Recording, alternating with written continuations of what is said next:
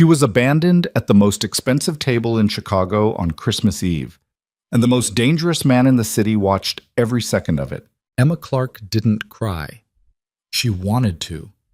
God, she wanted to fall apart right there beneath those crystal chandeliers while the whole restaurant pretended not to stare.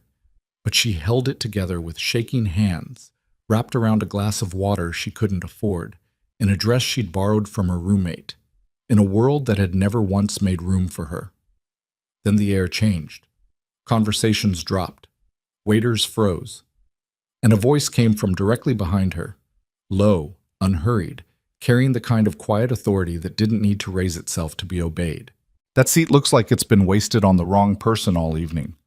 If you're watching this story until the very end, hit that like button right now and drop a comment telling me what city you're watching from. I want to see exactly how far this story travels. Now, let's begin. The reservation had been Derek's idea. That should have been Emma's first warning sign. A man who suggested Maison Laurent for a first blind date was either genuinely wealthy or desperately performing wealth, and in Emma's limited but hard-earned experience, the second category was far more dangerous than the first. She told herself it didn't matter. Her friend Julie had set them up with the kind of breathless, over-caffeinated energy that made Emma feel guilty saying no. He's a banker, Emma, like a real one, private wealth management. He went to Northwestern, as if Northwestern was a personality trait, as if a good university wiped away whatever else a man might be. She'd borrowed Sarah's black dress, the one with the modest neckline and the hem that hit just below the knee, conservative enough to signal she wasn't trying too hard, fitted enough to signal she'd tried, at least a little. She'd spent 45 minutes on her hair in the cramped bathroom of the apartment she shared with two other women, both of whom worked the same restaurant circuit she did, all three of them orbiting the same gravitational pull of tips and rent and the constant, exhausting arithmetic of staying afloat. The cab to Maison Laurent had cost her $16 she didn't have. She arrived 7 minutes early because Emma Clark was always early to things that mattered to her, and this had mattered to her even though she wouldn't have admitted that to anyone. She'd wanted it to go well. She'd wanted to sit across from someone who looked at her like she was worth looking at, who asked questions and actually waited for the answers, who made her feel like less of a ghost moving through a city that had never quite noticed she existed. The maitre d' had seated her at the table Derek reserved, a corner booth draped in white linen, lit by a small candelabra, overlooking the snow-dusted street outside the floor-to-ceiling windows. It was the kind of table that made you feel important. Emma had sat down, smoothed the borrowed dress over her knees, and ordered the water. Derek arrived 14 minutes late. He was handsome in the way that expensive, mediocre men often are. Strong jaw, good haircut, a watch that probably cost more than Emma's monthly rent. He shook her hand instead of saying hello, which told her almost everything she needed to know about him in the first 3 seconds, but she smiled anyway because she was trying. He ordered a bottle of wine without asking if she drank. She did, but that wasn't the point, and launched immediately into a monologue about his recent promotion that lasted through the bread service, the appetizers, and most of the entrees. Emma ate her food and asked questions she didn't care about, and nodded at the right intervals and thought, this is fine. This is how it goes. You sit through one bad dinner, and then you go home and you eat cereal and watch television, and you try again in 6 months when Julie has another candidate. Then his phone rang. He glanced at it and something shifted in his face. A flicker of something eager and calculating, the mask dropping for just a second. He stood up from the table without fully meeting her eyes. I have to take this, he said. Work thing, sorry. He walked toward the bar, phone pressed to his ear, already smiling at whatever was on the other end of the line. Emma waited. She watched the candelabra burn. She watched the snow fall beyond the window, fat and slow. The kind of snow that made Chicago look like a postcard instead of the cold, indifferent machine it actually was. She watched the other diners, couples leaning toward each other, families mid-argument about who was driving home, a woman at the bar laughing too loudly at something a man in a gray suit had said. After 20 minutes, she checked her phone. Derek had texted. Something came up. Sorry. Tonight isn't going to work. Happy holidays. Emma stared at the message for a long time, long enough that a waiter approached her table with the careful, apologetic tread of someone who already suspected what had happened. Can I get you anything else, miss? She looked up, smiled with her mouth but not her eyes. Just the check, please. The check came to $243. Emma's share of the food, the appetizer and the entree she'd ordered while carefully staying in the mid-range of the menu so she wouldn't seem presumptuous, came to $58. But the bottle of wine Derek had ordered and half consumed before abandoning her pushed the total into territory that made her stomach drop. She did the math. She had $60 in her checking account and 11 days until her next paycheck from the restaurant where she worked lunch shifts. She sat with the check on the table in front of her and breathed carefully through her nose and absolutely did not cry, because she had learned a long time ago that crying in public was a luxury she couldn't afford. Not here. Not in front of crystal chandeliers and linen tablecloths and strangers who would look through her while pretending to look away.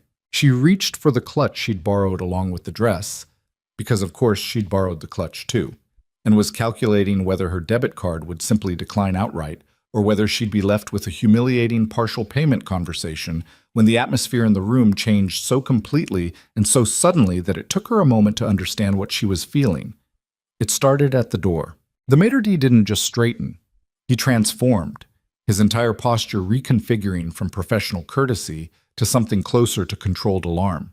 The two waiters nearest the entrance moved simultaneously without appearing to coordinate it.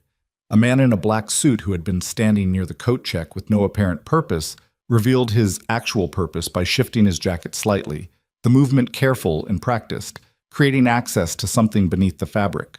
Then another, and another. 4 men total, positioned at the corners of the room like pieces on a board, all of them oriented toward the entrance with the focused attention of professionals who were paid to be ready for violence. The conversations in the room didn't stop all at once.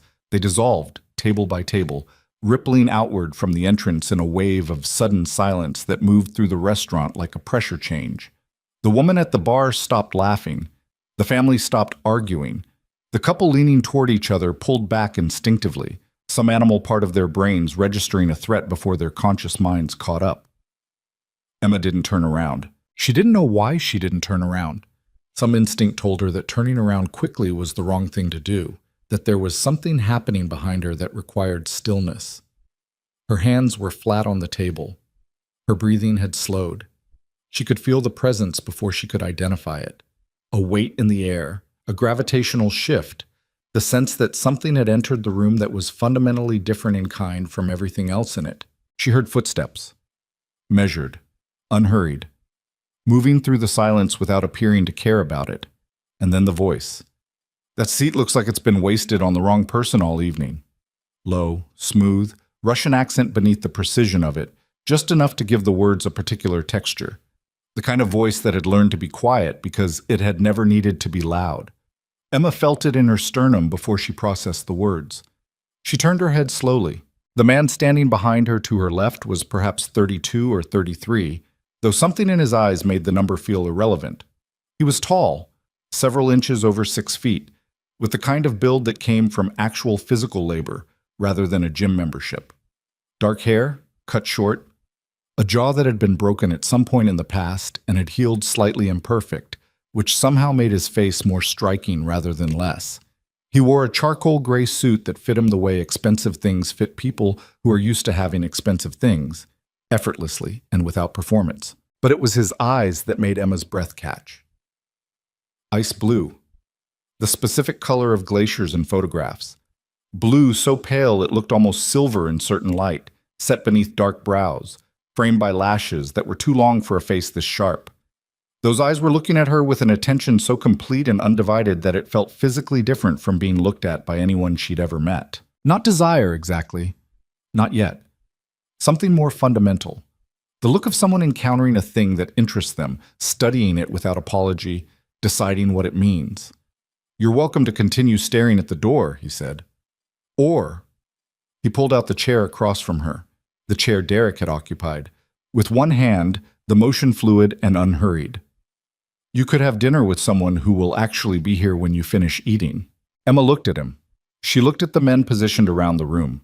She looked at the check on the table in front of her. Then she looked back at him. "I don't know you," she said. "No," he agreed. He sat down. "But you know the man who just left you with his wine bill. That seems like a useful comparison." Something about the directness of it, The complete absence of performance or flattery caught Emma off guard. She'd expected some variation of a line, something polished and practiced. This was neither. This was a man stating an observation as plainly as he would state the weather. "Emma Clark," she said, because she didn't know what else to do. "Dmitry Volkov." He signaled a waiter with 2 fingers, and the nearest server appeared at the table with the speed of someone who had been waiting to be summoned. "Take the check, and bring whatever she was going to order for dessert." He glanced at Emma. "What were you going to order?" "I wasn't going to order dessert." "What would you have ordered if the night had gone the way it was supposed to?" The question was strange, too specific, too perceptive. Emma looked at the menu she'd already memorized twice during the 20 minutes she'd spent waiting for Derek to return. "The chocolate fondant," she said, before she'd made a conscious decision to answer. Dmitry looked at the waiter. 2. The waiter vanished. Emma watched him go and then looked back at the man across the table. There were approximately 12 things she should be doing instead of sitting here, and she knew all of them. She should be excusing herself. She should be calling a cab. She should be going home to her borrowed dress and her shared apartment and her 11 days until payday, putting this whole disastrous evening behind her with the grim efficiency she'd developed for handling setbacks. She stayed. "You're not concerned," she said, "that a woman you've never met might take offense at you sitting down without asking?" "I asked," he said, "after you sat." The corner of his mouth moved, not quite a smile. "If you'd wanted me to leave, you would have said so immediately." He wasn't wrong, and they both knew it, and Emma found that more unsettling than if he'd been wrong. She was trying to find the angle, the play, the routine, the thing this was actually about, because men like this, men who moved through rooms with armed guards and unhurried authority, did not sit down across from struggling waitresses at the end of failed blind dates out of simple human kindness. Nothing was simple. Nothing was free. "What do you want?" she asked. Dmitry looked at her steadily. "I want to have dessert," he said, and possibly an answer to a question that's more complicated than it sounds, but that can wait until after the fondant. The fondant arrived in less than 3 minutes, which told Emma a great deal about how quickly this kitchen could move when properly motivated. It was perfect. Dark, slightly bitter chocolate with a center that broke open at the first touch of a spoon, releasing something warm and almost unbearably good. Emma ate it and hated how much she enjoyed it, and noticed that Dmitry ate his with the focus of someone who took sensory pleasure seriously, without performing it. "Your question," she said when she'd finished. He set down his spoon. Those glacier eyes settled on her face with the same undivided attention as before, and Emma had the strange and uncomfortable sensation of being genuinely, thoroughly seen. Not in the way men usually looked at her, which was either through her or at the surface of her, but something more careful and complete, like he was reading something. "I need a wife," he said. The silence that followed was absolute. Emma put down her own spoon with a small, deliberate click. "I'm sorry?" "A wife. Specifically, a real marriage. License, public record, social presence. Someone who can be introduced to certain people in certain settings and hold the position convincingly." He paused. "Before you call this insane, which it is, let me explain the exchange." "The exchange?" Emma repeated. "You're working shifts at a restaurant that pays you $11 an hour plus tips on a good day. You have approximately—" He glanced at the clutch on the table with the brief focus of someone doing rapid calculation. "Less than $100 in your account right now. You borrowed both the dress and the bag, and you were sitting here calculating whether your debit card would decline before I sat down." Emma's entire body went cold and still. "How could you possibly—" "I've been watching this table since before you arrived," he said. It was not an apology. It was not a threat. It was simply a fact, stated with the same flat directness as everything else he'd said. And I am very good at reading people. She should have stood up. Every rational part of her brain, and Emma Clark was, under normal circumstances, a deeply rational person, was issuing clear instructions. Stand up, walk to the door, go home. She felt the instructions and did not move. "What does the exchange look like?" she asked. Her voice was level. She was proud of that. "You become Emma Volkov. Publicly, completely, convincingly. You move into my residence. You attend events when required to meet specific people, maintain the social reality of a marriage. In exchange, he reached into his interior jacket pocket and placed a card on the table between them, a plain white card with a number handwritten on it in black ink. This amount, deposited into an account in your name the morning after we sign, plus full coverage of all personal expenses for the duration. Emma looked at the number on the card. She looked at it for a long time. It was more money than she would earn in 6 years of lunch shifts. "Why," she said carefully, "does the most feared—" She stopped. Dimitri's expression didn't change. "You know who I am. I recognized your name," she said. "I've worked in Chicago restaurants for 4 years. The staff talks." She held his gaze. "Why does a man like you need a marriage of convenience? You have 40 people in this room who would do anything you asked." "Because what I need is not obedience," he said. "I need someone who doesn't already know how to perform this particular role. Someone whose reactions will be genuine, whose history is clean, who can't be compromised by anyone who already has access to my world." He paused. "And because I watched a man abandon you tonight in the middle of dinner and you didn't fall apart. You sat here and you did your math and you held it together and you didn't beg anyone for anything. That is a specific kind of strength that is very difficult to find." Emma looked at him across the white linen table with the snow falling outside and the armed guards positioned at the edges of her peripheral vision and the number on the white card between them. And she thought about the $60 in her checking account, and the 11 days until payday, and the borrowed dress and the cab home that she was already dreading, and the apartment where Sarah would ask how the date went with the brittle hopefulness of someone who needed good news almost as badly as Emma did. "I need to think about it," she said. "Of course." He stood, buttoning his jacket with the same unhurried efficiency as everything else he did. He left a card on the table, a second one, this one with a phone number. "You have 48 hours. After that, I'll need to find another solution." He turned to leave. "Volkov." The name came out of her mouth before she decided to say it. He paused, turned back. Those eyes found her face immediately, without searching for it. "The guards," she said, "the ones positioned around the room, are they yours or are they here because someone is trying to kill you?" Something shifted in his expression.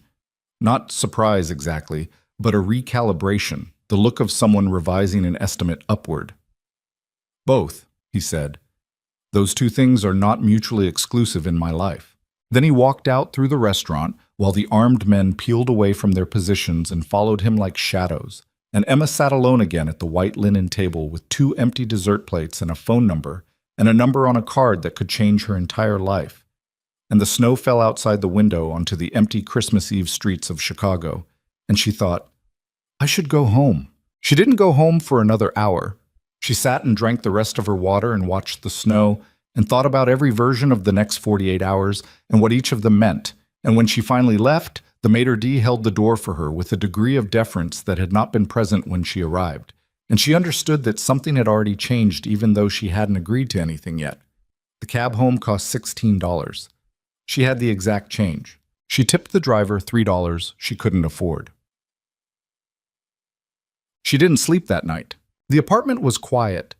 Sarah and Mia both out at various holiday gatherings. Emma had declined, citing the date, which now felt like a joke with no punchline. She sat on her bed in the borrowed dress because she hadn't bothered to change, and she looked at the card with the phone number, and she looked at the card with the number, and she thought about Dmitry Volkov's ice blue eyes, and the way he'd said, "I need a wife," with the same intonation most people used to say, "I need a cab." She did what she always did when she needed to think. She made a list. Not on paper. In her head, the way she'd been making lists since she was 12 years old and her mother was cycling through one of her bad periods, and someone needed to keep track of which bills were due and which could wait another week. Mental architecture. Ordered columns. The discipline of staying rational when everything around you was asking you to panic. Column 1. The reasons this was insane. The man was a criminal. Not white collar, not technically a gray area. A genuine organized crime figure with a level of notoriety that meant his name was said quietly in Chicago restaurants 4 years after Emma had started working in them. The men with guns had been real. The weight of the danger in that room had been real. If she stepped into his world, she would be stepping into something from which clean exits were not guaranteed. Column 2. The reasons she was still thinking about it. The number on the card, the way he'd looked at her. Not through her, not at the surface of her, but at something actual.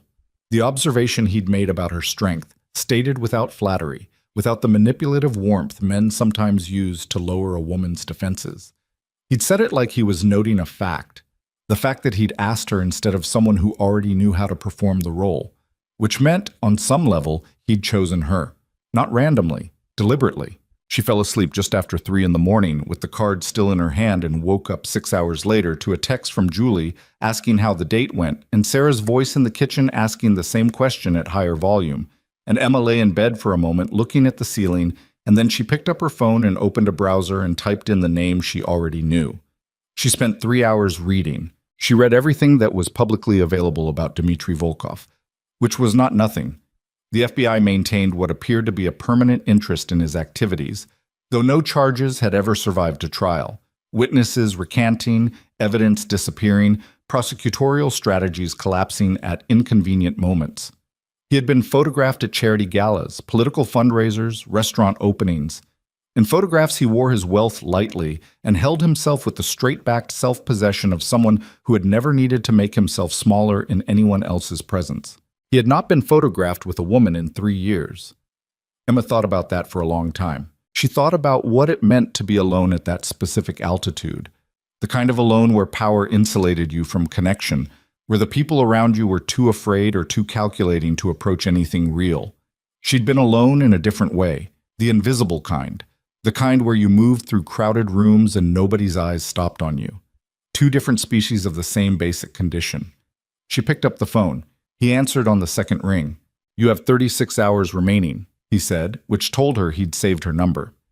"I have questions," she said. "Come to the address I'll send you. Tonight, 8 o'clock. A pause. "I'll send a car." "I don't need a car." "The address is in a neighborhood where you'll want a car," he said. Not a threat, just geography. "I'll send it at 7:45. He sent the car at 7:40. The building was on the North Shore, not a neighborhood Emma knew well, which was the point, she suspected. The kind of address that didn't appear on ordinary maps of the city's social geography. A tower of glass and dark steel set back from the lakefront. The kind of architecture that communicated security without announcing it. The kind of building where the lobby staff had probably been background checked more thoroughly than most federal employees. The car, a black SUV with tinted windows and a driver who offered her name without being asked and confirmed it was her before opening the door, took her through 40 minutes of Christmas Eve traffic to the building's private entrance, where a man who was definitely not a doorman in any conventional sense held open a door and guided her to a private elevator that opened directly into a space that stopped her breathing for a moment. The penthouse occupied the top 2 floors. Floor-to-ceiling glass on 3 sides, the entire skyline of Chicago spread out below like a map of a world she'd been living in without access to this particular view. The lake was a vast dark expanse beyond the lights, the snow coming down over it all, the city burning below the clouds. It was the most beautiful thing Emma Clark had seen in her adult life, and she hated that her first response was to price it mentally and find the number incomprehensible. Dmitry was standing at the far window with a glass in his hand that she would later learn contained vodka and nothing else, the way he always drank it. He was in a different suit, black this time, no tie, the collar button open. He turned when she came in. "You read about me," he said. "Yes." "And you came anyway." "I have questions," she said again. "Answers first, decision after." He gestured toward the seating area. Long, low furniture and dark leather, a coffee table with a file on it, a view of the world 40 stories below. She sat. He sat across from her, set. The same distance as the restaurant table had been, the same posture. Forward, focused, economical. "Ask," he said. "What are you afraid of?" she said. He looked at her without expression for a moment. "That's not the question I expected." "I know. Answer it anyway." A long pause. His thumb moved against the glass in his hand, a small, unconscious motion. "My father built this organization from nothing," he said finally. "When he died, I was 24. I took it over when every man in it was 30 years older than me and thought I'd be manageable." He looked at the window, at the city. I spent 8 years making sure they understood I wasn't. Now I have enemies who are not afraid of me the way they should be, because they've started to believe that I've gone soft, that I've spent enough time building legitimate businesses and attending legitimate events that the thing underneath has gotten smaller. And has it? Emma asked. His eyes came back to her. No. The word was quiet and completely final, and Emma believed it without question. Viktor Koslov, she said. She'd found the name in her reading, a Russian name connected to a rival syndicate operating out of New York, currently expanding westward. He's what you're protecting against. Among others, but yes, primarily. He set down his glass. Koslov believes I'm isolated, that there's nothing personal in my life that can be used against me, but also nothing that stabilizes my alliances with the families that expect a certain kind of structure in the men they do business with. A wife changes the calculation on both sides. It signals permanence. It signals that there's something worth protecting, which reads differently than fear. It signals that you're vulnerable, Emma said. Yes, he said it without any attempt to soften it. But vulnerability, strategically placed, is a different kind of strength. It says I have something worth fighting for, which says I will fight. Emma looked at him.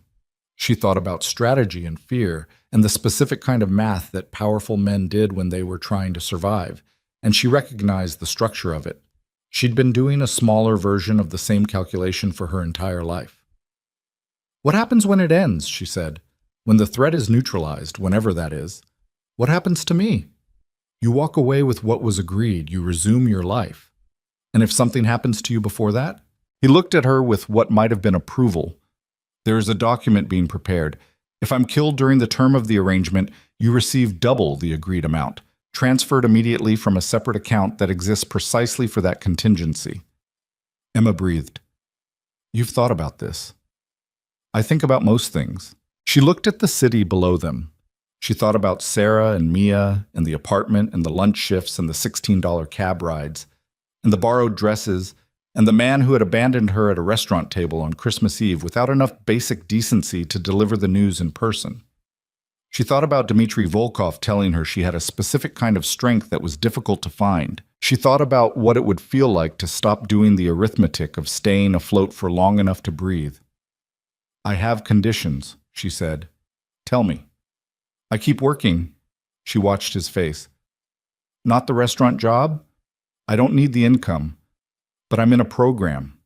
Nights and weekends. Hospitality management. I have 1 year left. Whatever this arrangement requires, it doesn't interfere with my program. Agreed. I have my own space in whatever residence is involved. Private. A room that's mine.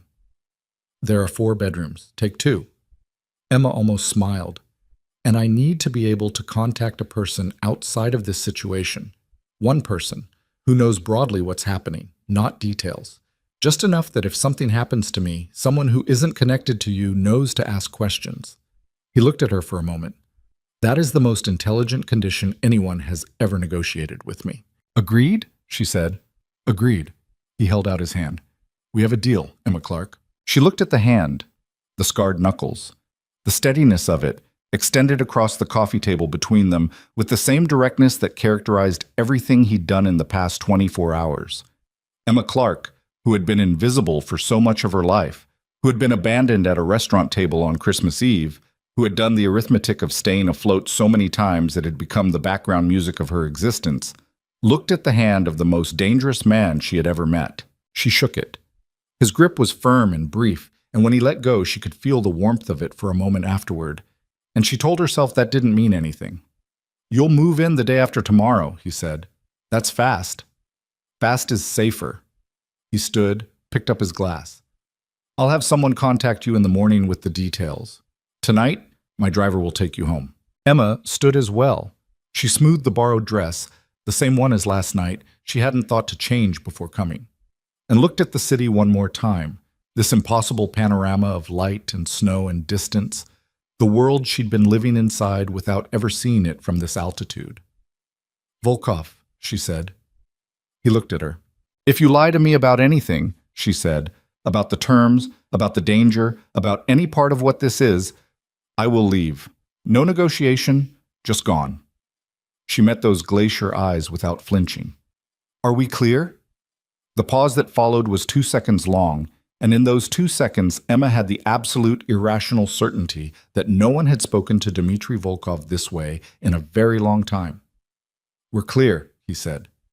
She went home. She told Sarah she'd gotten a job offer, which was technically true, and started packing.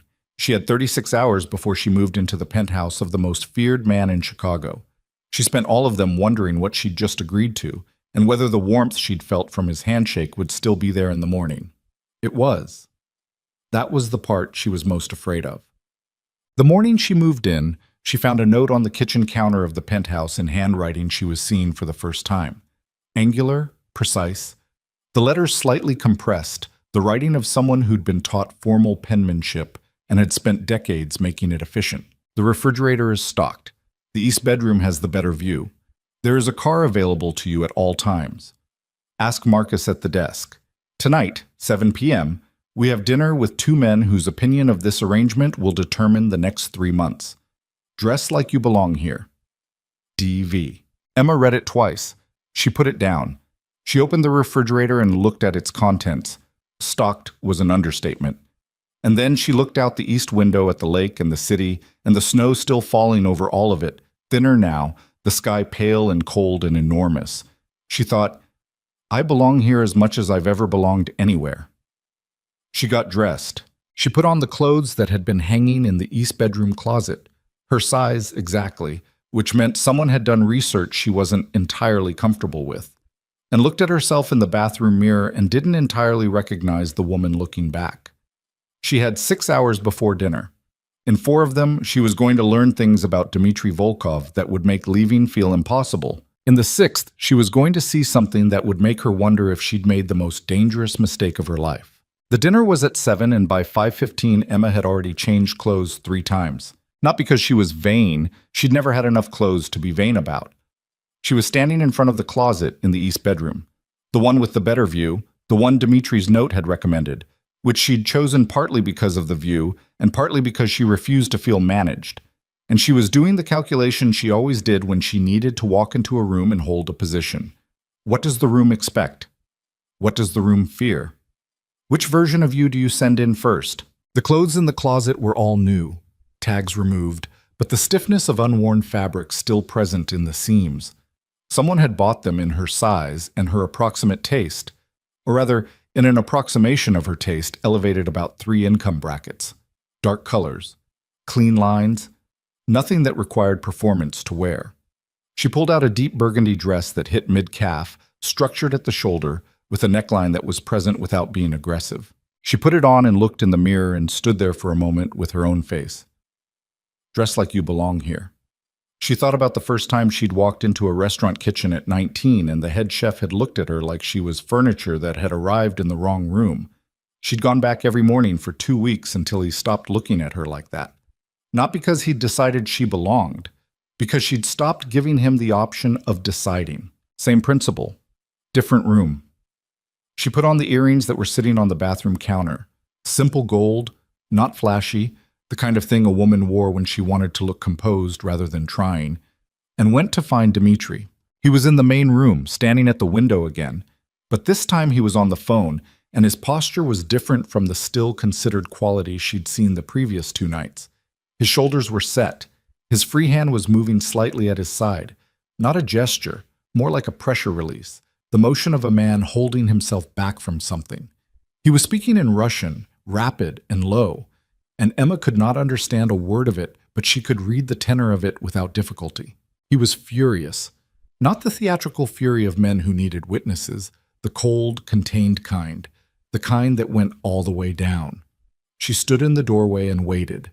He ended the call without a closing word, turned, saw her standing there, and the fury in his posture didn't disappear, but something in his face recalibrated the way a camera refocuses when the subject changes. Something happened, she said. Nothing that affects tonight. That's not what I asked. He looked at her for a beat. One of my shipments was intercepted, a route that 3 people knew about. His jaw worked briefly. 2 of those people are in this building. Emma felt the weight of that settle. You have a leak. I have a problem, he said, which I will deal with after dinner. He crossed the room toward the bar cart, poured 2 fingers of vodka, drank half of it, and set the glass down.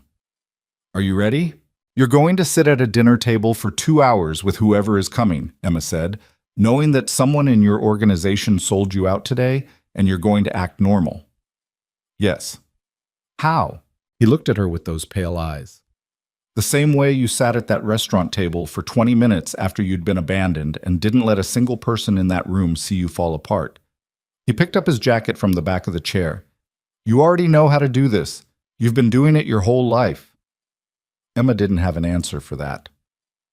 The men were named Petrov and Aldrin. Petrov was 60-something, broad, with the complexion of a man who had spent significant portions of his life outdoors in cold weather, and the eyes of someone who cataloged everything he saw and forgot very little of it. He was connected to the Chicago operation in ways that Emma did not yet have the vocabulary to fully map, but the way Dmitri's other men moved around him, with a specific deference that was different from the deference they showed Dmitri, more careful, less personal, told her he was important.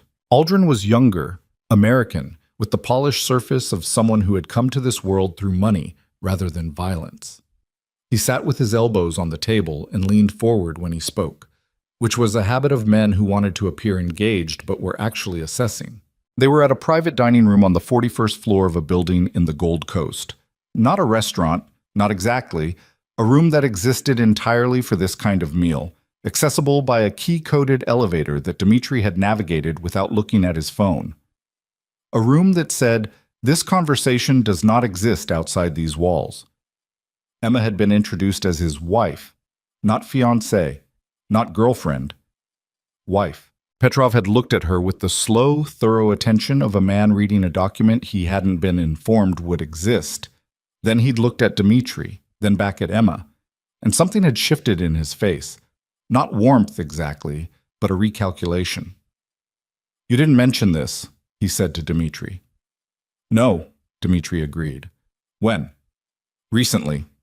He said it with the absolute composure of a man who had decided on a single word and saw no reason to expand it. Aldrin was watching Emma with the particular quality of attention that she'd learned to identify in restaurants. The look of someone trying to find the seam in a performance. She met his eyes across the table and held them with the same steadiness she used when a customer was being difficult, and she needed them to understand she was not going to be rattled. He looked away first. Good. The dinner lasted 2 hours and 14 minutes, and Emma did not make a single mistake. She answered questions with the right balance of directness and deflection, let Dmitri speak when the conversation entered territory she hadn't been briefed on, and twice, caught Petrov watching her with something that looked almost like reassessment. She didn't reach for Dmitri's hand or perform affection because she'd understood instinctively that performed affection would read as performed to these men, who had seen too many performed things to be fooled by them. What she did instead was be present, attentive to him without being deferential, the way a woman acts around a man she knows completely, including his silences. On the car ride back, Dmitri was quiet for 6 blocks. Then he said, Petrov will make 3 calls tomorrow morning. 2 of them will go the way I need them to go. Emma turned to look at him in the back of the SUV. And the third? The third is Kozlov. He was looking out the window. He'll tell him I have a wife now, that the situation has changed. A pause. Kozlov will want to see you. When? 3 weeks. There's a function, a legitimate one, a fundraiser, the kind of public event that certain people use for certain conversations. He turned to look at her. The city light moved across his face in strips. Can you do 3 more weeks of this before that happens? I just did 2 hours and 14 minutes of this with no preparation and 2 hours of sleep, Emma said. I think 3 weeks is manageable. The corner of his mouth moved. That not quite smile. You were very good tonight, he said. I know, Emma said, and looked back out her window and didn't let herself react to the warmth that had appeared somewhere in her sternum at those 4 words. The second week was when things started to crack. Not between Emma and Dmitri, between Emma and the world she'd agreed to inhabit, which turned out to have considerably sharper edges than the surface had suggested. It started with Roman.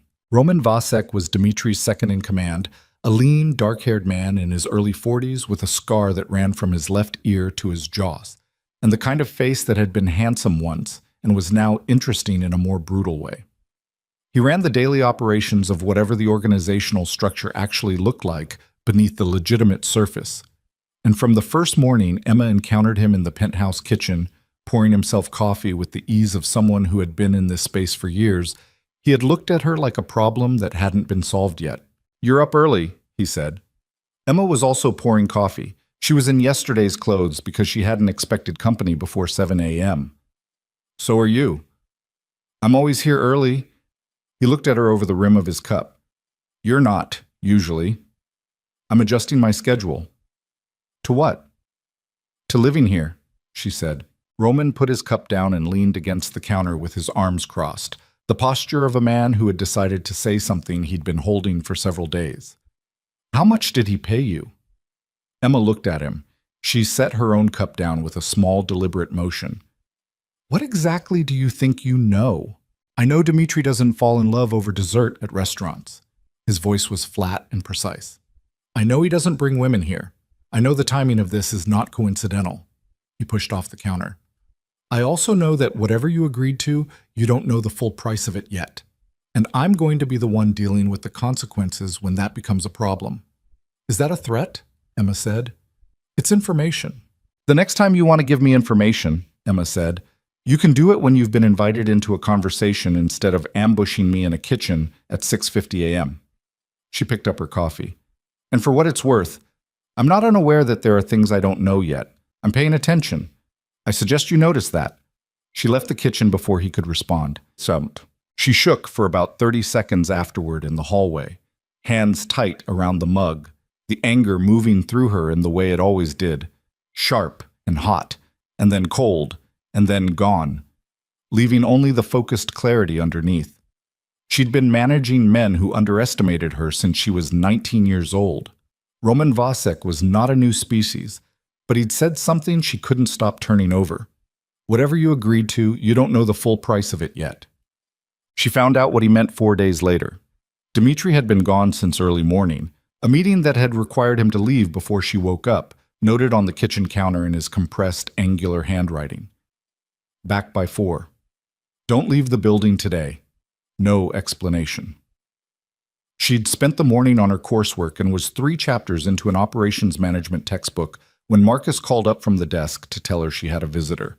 She hadn't been expecting anyone. The woman who came up in the elevator was perhaps 45, dressed in the quiet, expensive way of old European money, with dark hair pulled back severely and cheekbones that looked carved. She looked around the penthouse with the expression of someone seeing a room they had expected to find different and finding it exactly as expected, which was somehow worse. "Mrs. Volkov," she said. The name landed strangely. Emma stood from the couch and said, "I'm sorry, who are you?" "Irina Petrov." A pause. "My husband and I had dinner with you last week." Petrov. Emma recalibrated immediately. The wife, who had not been at dinner, who had not been mentioned, who was now standing in this penthouse with the precise stillness of a woman who had learned a long time ago how to enter a room and own it without appearing to try. "Please sit down," Emma said. Irina sat. She accepted the offer of coffee with a small incline of her head and watched Emma make it with the attentiveness of a woman cataloging capability. "I'll be direct," Irina said when Emma sat across from her with 2 cups between them. "Please," Emma said. "My husband called Viktor Kozlov 2 days ago." Emma kept her face even. "I'm aware of that. Kozlov sent someone to investigate you, your background, your work history, your family." Irina looked at her steadily. "Your mother." Emma felt something go cold in her chest. "What about my mother?" "She's in a treatment facility in Evanston." Irina said it without softness, but also without cruelty, like a doctor delivering a diagnosis. "She has been for approximately 8 months. You've been paying the difference between what her insurance covers and what the facility actually costs. It's a significant number." The cold in Emma's chest spread, not because the information was a surprise. She knew what it cost. She'd been managing that particular arithmetic for the better part of a year, but because the fact that Kozlov now had it meant something specific and ugly. He's going to use her, Emma said. Her voice was steady. She was proud of that. He will use anything available to him. Irina looked at her with something that was not quite sympathy, but was something adjacent to it, the recognition of one woman for another who has been placed in a specific kind of danger. I'm telling you this because my husband has decided to support Dimitri's position, which means your safety is now connected to my husband's interests. A pause. But you needed to know this before Dimitri tells you or doesn't tell you, because how you handle the next week will matter more than you've been told. Emma looked at her. Why would Dimitri not tell me? Because he's been managing information about the Koslov situation very carefully, and because telling you about your mother means admitting that your personal life has already been compromised, and Dmitri Volkov does not easily admit the failures of his protection. Emma put her cup down. She looked at the city outside. Gray today, the sky low and heavy, snow threatening. She thought about her mother and the facility in Evanston, fragile and difficult, and the closest thing to a fixed point Emma had ever had, however imperfect. Thank you, she said. Irina stood. One more thing. She paused at the edge of the seating area. There's a man in Dimitri's organization, not Roman, someone beneath Roman, someone whose name you won't have heard yet. He's been feeding information to Kozlov for 11 months. She looked at Emma directly. Dimitri knows there's a leak. He does not yet know who. Emma absorbed this. Why are you telling me? Because you're paying attention, Irina said. I noticed that at dinner, and because the person who finds the leak first will be the person in the best position when this comes to a head. She moved toward the elevator. Welcome to the family, Mrs. Volkov. The elevator doors closed. Emma sat with her cold coffee and the information that had just been dropped on her like a building and thought, Roman was right. I didn't know the full price. Dimitri came back at 4:15 and Emma was waiting. She was sitting on the couch with her coursework open in front of her and a second cup of coffee, hot this time. And when he came through the door and saw her face, he stopped. What happened? He said. Irina Petrov was here. Something moved through his expression. Fast, controlled, but she caught it. Surprise and its immediate suppression. What did she say? That Kozlov had me investigated. That he has information about my mother. Emma kept her voice level. That you've been managing what you tell me about the Kozlov situation. She paused. Were you going to tell me about my mother? Dimitri took off his coat and set it over the back of a chair, which was a small motion that bought him 2 seconds, and Emma watched him use those 2 seconds and felt something tighten in her chest that was anger and something else she wasn't ready to name yet. I found out this morning, he said, and you were going to tell me. Tonight. He met her eyes. I was going to tell you tonight. I needed to assess the risk level before I told you, so I had something actionable to offer you at the same time. That's a very neat explanation, Emma said. It's the truth. It might be both. She looked at him. I told you in this room the first night I was here that if you lied to me about anything, I would leave. Withholding information about my mother from me for the entire day while you ran assessments, does that fall inside your definition of lying? The silence was long. No, he said. But it falls inside yours. And yours is the one that matters in the terms we agreed to. Emma blinked. She hadn't expected that. The directness of it, the acknowledgement without defense. Your mother is safe, he said. He moved to the chair across from her and sat with his forearms on his knees, the posture of a man trying to communicate that he was not hiding anything with his body, even when his body wanted to. I have 2 people at the facility now. Discreet, she won't know they're there. Koslov has the information, but he hasn't moved on it yet. He'll use it as leverage, not as an action, because she's worth more to him as a threat than as a target. You can't know that for certain. No, but it's the correct read. He held her gaze. I'm sorry I didn't tell you the moment I knew. Emma looked at him for a long time. She was trying to find the manipulation in it, the calculated apology, the managed disclosure, the performance of accountability designed to produce a specific result. She'd learned to look for those things. She'd gotten good at finding them. She couldn't find them here. Tell me about the leak, she said. His eyes sharpened.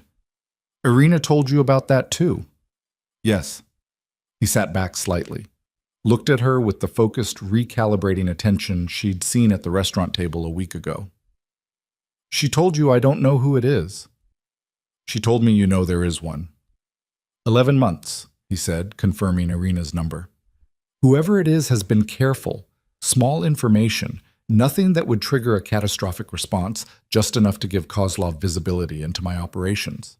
The shipment that was intercepted, Emma said. The night of the first dinner. 3 people knew the route. Yes. And you've cleared 2 of them? He looked at her with something that shifted the temperature in the room slightly. How did you... You said 2 of them were in this building, Emma said. You said it like a man who had already started the process of elimination. You haven't mentioned suspecting Roman, which means Roman cleared quickly. So it's someone below Roman. Dmitri was quiet for 5 full seconds. Yes, he said. Do you have a list? I have a working theory. Then tell me, Emma said. Not because I can help you catch him. I don't know your people well enough yet. But because if I'm in this building and I don't know who the threat is, I'm a liability. And I told you I'm paying attention. She looked at him steadily. Use that. The silence stretched between them, and Emma felt it. The weight of a man deciding how much to trust something he didn't have a category for yet. She knew what she was asking him to do. She was asking him to see her as something other than what she'd been hired to be. That was a different thing entirely. That was a door that didn't close once it opened. She watched him decide. His name is Oleg Sarin, Dmitri said. He's been with the organization for 4 years. He runs logistics on the south side distribution points. He looked at the window. I have 80% certainty. I need the 20 to move. What does the 20% look like? 1 confirmed transmission. I can see the pattern, but I can't see the act. Emma thought. Is there a delivery scheduled through his routes in the next 2 weeks? There's one Thursday. Tell him something about it that isn't true, Emma said. A detail, a time, a location, something specific. Tell only him. If that specific detail reaches Kozlov, then I have my 20%. Dmitri looked at her with an expression she hadn't seen on his face before. Not the recalibration of someone revising an estimate. Something quieter, something that moved beneath the surface of the controlled face he showed the world. That's a good play. It's basic operational security, Emma said. I read about it in a management textbook once. Context was different. The context was exactly the same, he said, almost to himself. Emma stood. She needed to move, to put some distance between herself and the feeling building in the room, which was the feeling of 2 people discovering that they were more compatible than either of them had planned for. That was the dangerous thing. That was the thing Irina Petrov's visit had not prepared her for. I'm going to call my mother's facility, she said. I need to check on her. I have the direct line for her attending physician. I know her attending physician's direct line, Emma said without heat. I've been managing this for 8 months. She went to her room and called, and her mother's voice on the phone was the same voice it always was. Slightly foggy from the medication, present, but at a remove. Warm in the specific and imperfect way it had always been warm. Emma sat on the edge of the bed in the east room with its better view and listened to her mother talk about the garden they'd installed at the facility, the small raised beds where patients grew tomatoes in the summer, and Emma said the right things and kept her voice easy and didn't say anything about what was happening 40 miles away in a penthouse with armed guards and a mafia boss who had just apologized to her and meant it. When she hung up, she sat with the phone in her lap for a while. She thought about the handshake, the warmth of it that had been there in the morning. She thought about 2 hours and 14 minutes at a dinner table, and you were very good tonight, and the way he'd looked at her when she'd offered him a strategic play that worked, that quiet thing beneath the surface. She thought about Irina Petrov saying welcome to the family like it was a sentence that had weight. She thought about Roman's warning in the kitchen. Whatever you agreed to, you don't know the full price of it yet. She was beginning to understand the price. It wasn't danger. She'd priced danger in already, accepted it as a line item. The price was this: caring, the gradual, unwanted, completely irrational process of beginning to care about a man she had agreed to perform caring about, and discovering that the performance had somewhere along the way started to draw from a real source.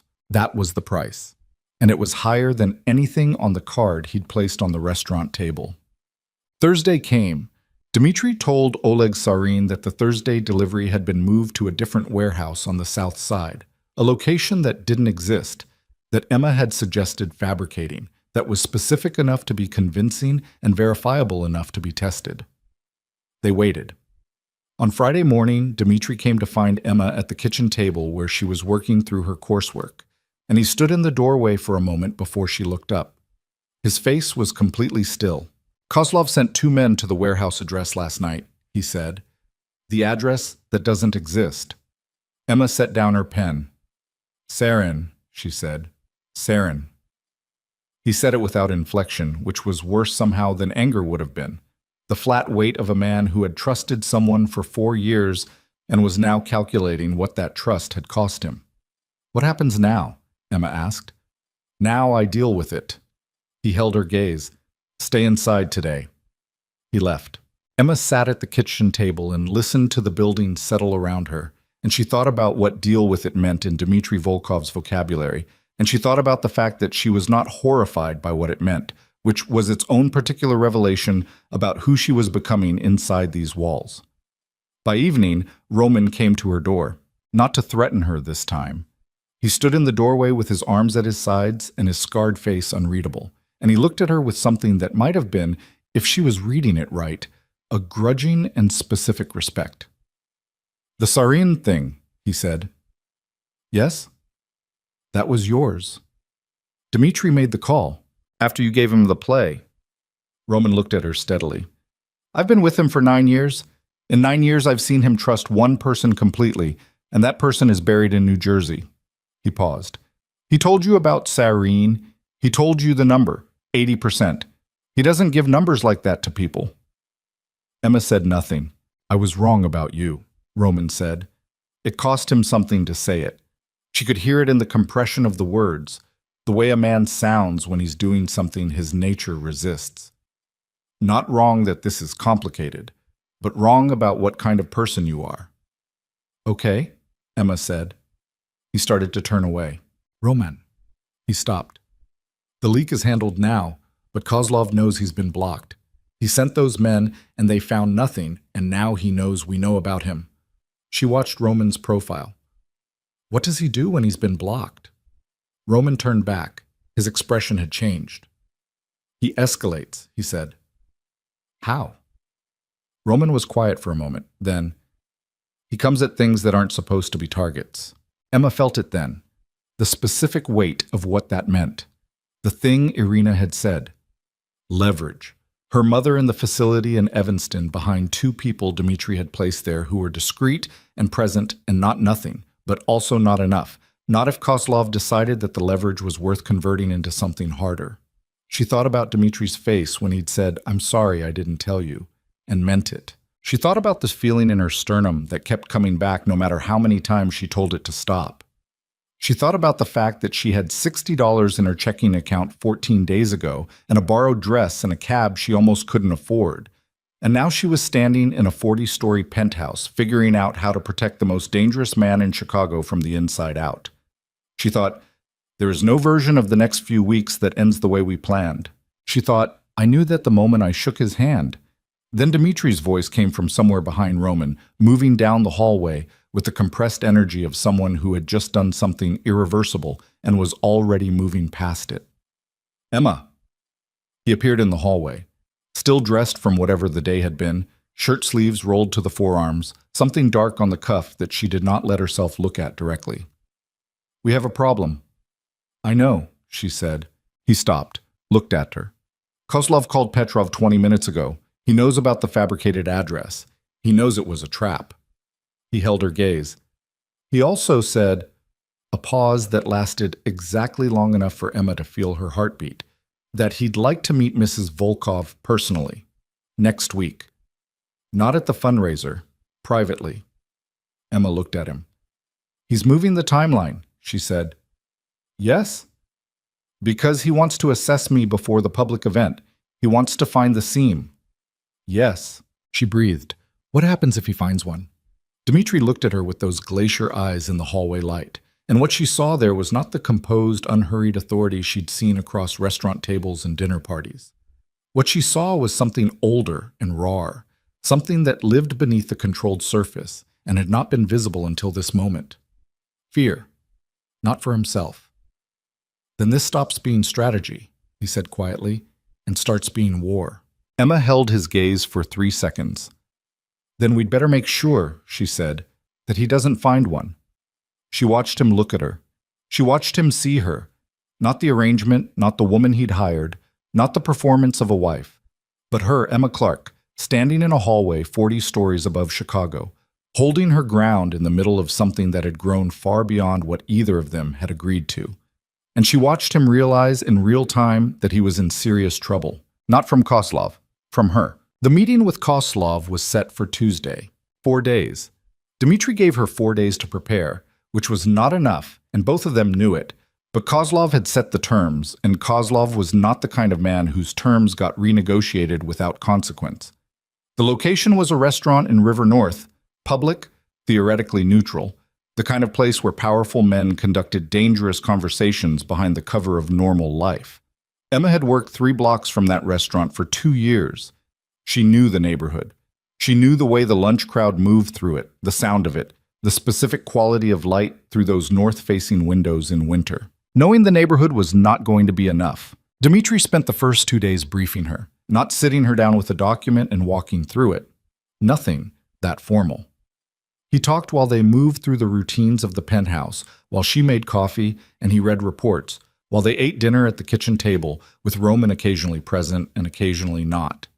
He talked about Kozlov the way a man talks about a wound he's learned to work around.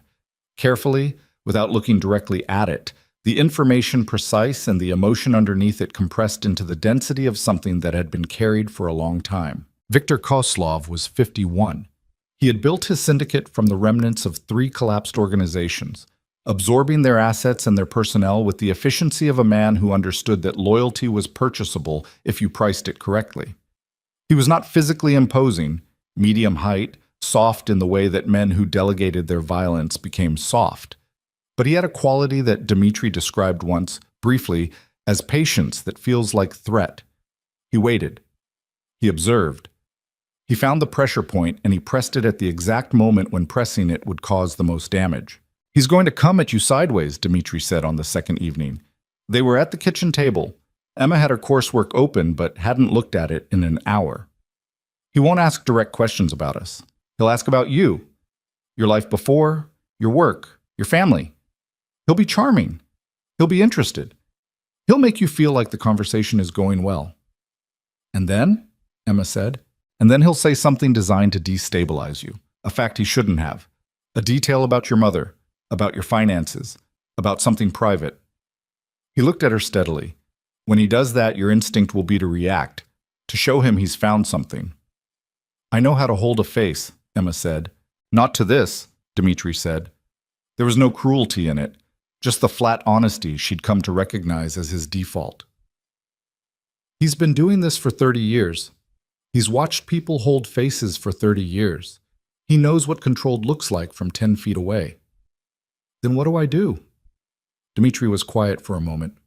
He looked at the table between them, at the space where his hands rested, and Emma watched him work through something, not the strategy, she thought, something harder. "You stop trying to control your reaction," he said. "You let him see something real, not the thing he's looking for, something else real. Anger, boredom, the specific irritation of a woman who has heard this kind of testing before and finds it beneath her."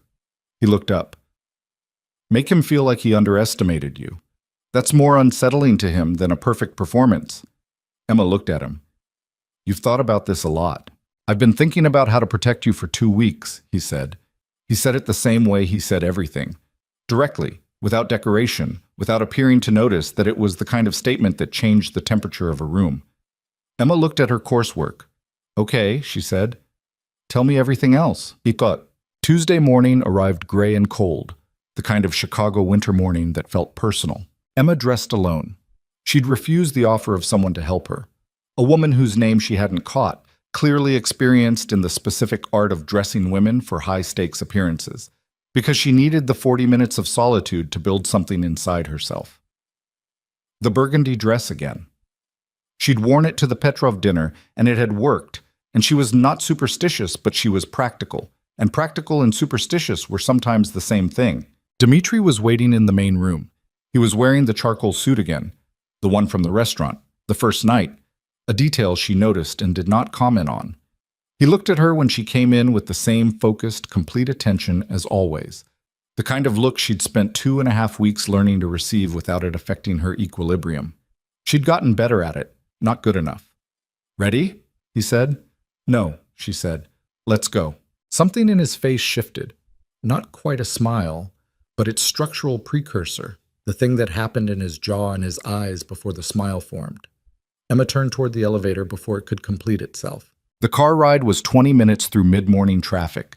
Dmitri sat beside her in the back of the SUV, and the city moved past the tinted windows, and neither of them spoke, which was a different kind of silence from the ones they'd had before. This one had weight. This one was the silence of two people who had covered the available ground of preparation and were now simply waiting for the thing to begin. His hand was on the seat between them, 2 inches from hers. Emma looked at it once and looked away.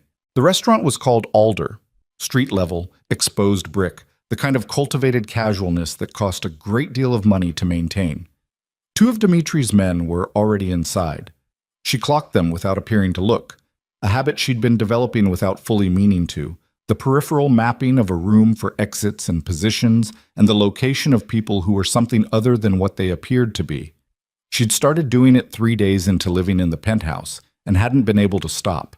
Viktor Kozlov was already seated. He stood when they approached, medium height, as advertised, a gray suit, impeccably fitted, a face that was open and pleasant in a way that her body registered as incorrect before her brain finished processing it, the face of a man who had learned to wear warmth as a tool.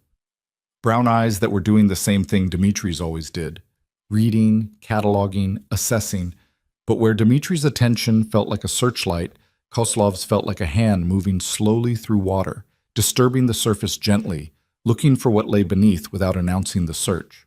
"Dmitri." The 2 men shook hands with the controlled formality of people who have extensive and violent history with each other, and have agreed to set it aside for 90 minutes. Then Kozlov turned to Emma, and his expression shifted into something warmer, more personal, and Emma felt it. The deliberate application of charm, precise as a surgical tool. "And this must be Emma, Mrs. Volkov," Emma said. She shook his hand. His grip was measured, firm enough to communicate respect, brief enough to communicate that he was not performing, a practiced handshake. She filed it. They sat. The first 40 minutes were exactly what Dmitri had described. Kozlov was charming. He asked about her work history. She told the version she and Dmitri had refined, close enough to truth that no detail would crack under examination. He asked how they'd met, and Emma told the restaurant story with the modifications that made it a love story instead of a transaction. And she watched Kozlov listen to it with the attentiveness of a man checking a document against a known original. He asked about her family. Emma had prepared for this. "My mother is in Evanston," she said. "She's been dealing with some health issues. She's doing better." Flat, factual, slightly dismissive of the topic. The tone of a woman who doesn't discuss this with people she's just met. Kozlov nodded. Moved on. The food came. Dmitri ordered for both of them without consulting her, a thing they'd agreed on beforehand as a signal of the kind of easy familiarity that came from actual intimacy. And Emma watched Kozlov notice the gesture and file it. Then, 43 minutes in, Kozlov set down his fork. He looked at Emma with the pleasant, open expression that her body kept registering as wrong. "You know," he said conversationally, "I've done some research on you. I hope you don't mind." "Of course," Emma said. Emma Clark, 27. 4 years in Chicago restaurant work. Before that, 2 years at a hospitality program downstate. Your father left when you were 9. Your mother has been in and out of treatment facilities since you were 14. He said it the way someone reads a grocery list, the devastation of the content entirely separate from the tone of its delivery. You've been carrying the cost of her current placement on a waitress's salary for 8 months. Emma looked at him. She did not react. She let herself feel the invasion of it, the specific violation of having the private arithmetic of your survival laid out on a restaurant table by a man who had assembled it as a weapon. And she let some of that feeling show, not controlled, not performed, but real. The specific cold anger of a person who has been assessed as vulnerable. "I don't mind research," she said. Her voice was even and slightly cooler than it had been. "I mind the implication that it should make me uncomfortable." Kozlov smiled. "Not uncomfortable. I'm simply saying, You've carried a great deal on your own. It's admirable. A pause. It must be a relief to have found someone with resources. Emma held his gaze. I found someone I love. The resources are coincidental. Of course. He picked up his fork again, looked at Dmitri. She's good, he said, as if Emma were not present. I know, Dmitri said. The question, Kozlov continued, still looking at Dmitri, the pleasantness in his face unchanged, is whether she knows what she's actually in. The table went quiet. A specific kind of quiet, the kind that preceded something irreversible. Emma looked at Kozlov steadily. I know exactly what I'm in. Do you? He looked back at her. The warmth in his face had changed quality. Still present, but thinner. The performance of it slightly less maintained, the thing underneath beginning to show at the edges. Did Dmitri tell you about Natasha? The name landed in the silence like a dropped glass. Emma did not look at Dmitri. She kept her eyes on Kozlov and kept her face exactly where it was. And she thought, with the focused precision of someone doing arithmetic in a crisis, this is the thing. Whatever this is the thing he came here to say. I don't know who that is, Emma said. No, Kozlov said. I assumed not. He reached into his jacket pocket and placed a photograph on the table between them. He did it slowly, deliberately, the gesture of a man who had been waiting to make it. Her name was Natasha Volkov. She was Dmitri's wife, his actual wife. He paused. She died 14 months ago. Emma looked at the photograph. A woman, dark-haired, dark-eyed, the kind of beauty that was almost architectural in its precision, standing beside a younger-looking Dmitri. Not young, but something around his eyes that was different, less sealed, something present in his face that Emma had not seen in the 2.5 weeks she'd known him. She looked at the photograph for 3 seconds. Then she looked at Kozlov. Why are you showing me this? She said. Because Dmitri's first wife died in a car accident that was arranged by someone in his own organization. Kozlov's voice was still pleasant, still conversational. The words arrived like blades wrapped in cloth. The same organization you're currently living inside. Emma breathed. And because I think, Kozlov continued, that a woman in your position, intelligent, observant, clearly not without survival instinct, deserves to know that the man she married has a specific and documented history of failing to protect the people closest to him. He stood, folding his napkin with the tidiness of someone who had accomplished what he'd come to do. I don't want you hurt, Emma. I want you to make an informed decision about where you're standing. He looked at Dmitri. We'll talk Thursday about the other matter. He left. Emma sat at the table. She did not look at Dmitri for a long time. She looked at the photograph still on the table between them, at the woman who had been real and was now dead, at the face of the man she'd been sleeping 40 feet away from for 2.5 weeks, the face that had been different when it was photographed beside this woman. Then she looked up. Dmitri's face was the stillest she had ever seen it. Not the controlled stillness of a man managing his reactions. Something past that. Something that lived on the other side of control, in the territory where control had broken down completely, and what remained was simply the fact of a thing that could not be undone. Is it true? Emma said. Yes. The word came out stripped of everything. Tell me. He looked at her across the table in the restaurant where Kozlov had just performed a precise and deliberate demolition of everything they'd built, and Emma watched him decide, not whether to tell her, she could see that decision had already been made, but how to carry the weight of saying it out loud. Natasha died 14 months ago, he said. The car that hit hers was traced to a man named Fedorov. He worked logistics. He was paid by someone inside my organization. His jaw set briefly. I never found who gave the order. Emma was quiet. Is that why you needed a wife? She said. Not just the strategy, the other reason. Dmitri looked at her. You thought a new wife would draw out whoever ordered it, she said, because they'd see it as a threat to whatever they're protecting. Because if Natasha was killed to destabilize you, a new marriage destabilizes the person who gave that order. The words came out flat and measured, and she watched them hit him. I was bait. No. His voice sharpened for the first time. That is not... Don't. The word came out harder than she intended, cutting across his denial with the edge of something she hadn't felt since the night Derek had texted her from 3 feet away. Don't manage this. Was that part of the calculation or not? The silence was 6 seconds long. It was a secondary consideration, he said, that I told myself was minor, that I... He stopped. His hands were flat on the table. Yes, it was part of it. Emma sat with that. She thought about the card on the restaurant table, the number that had been more than 6 years of lunch shifts. She thought about every conversation in this building, every dinner, every moment of genuine connection she'd been cataloging with the terrifying precision of someone who was starting to care about something they couldn't afford to care about. She thought about Roman in the kitchen. Whatever you agreed to, you don't know the full price yet. She thought about the photograph of Natasha Volkov, who had been real and present and loved and was dead. Who in your organization knew about Natasha's route that day, she said. 3 people.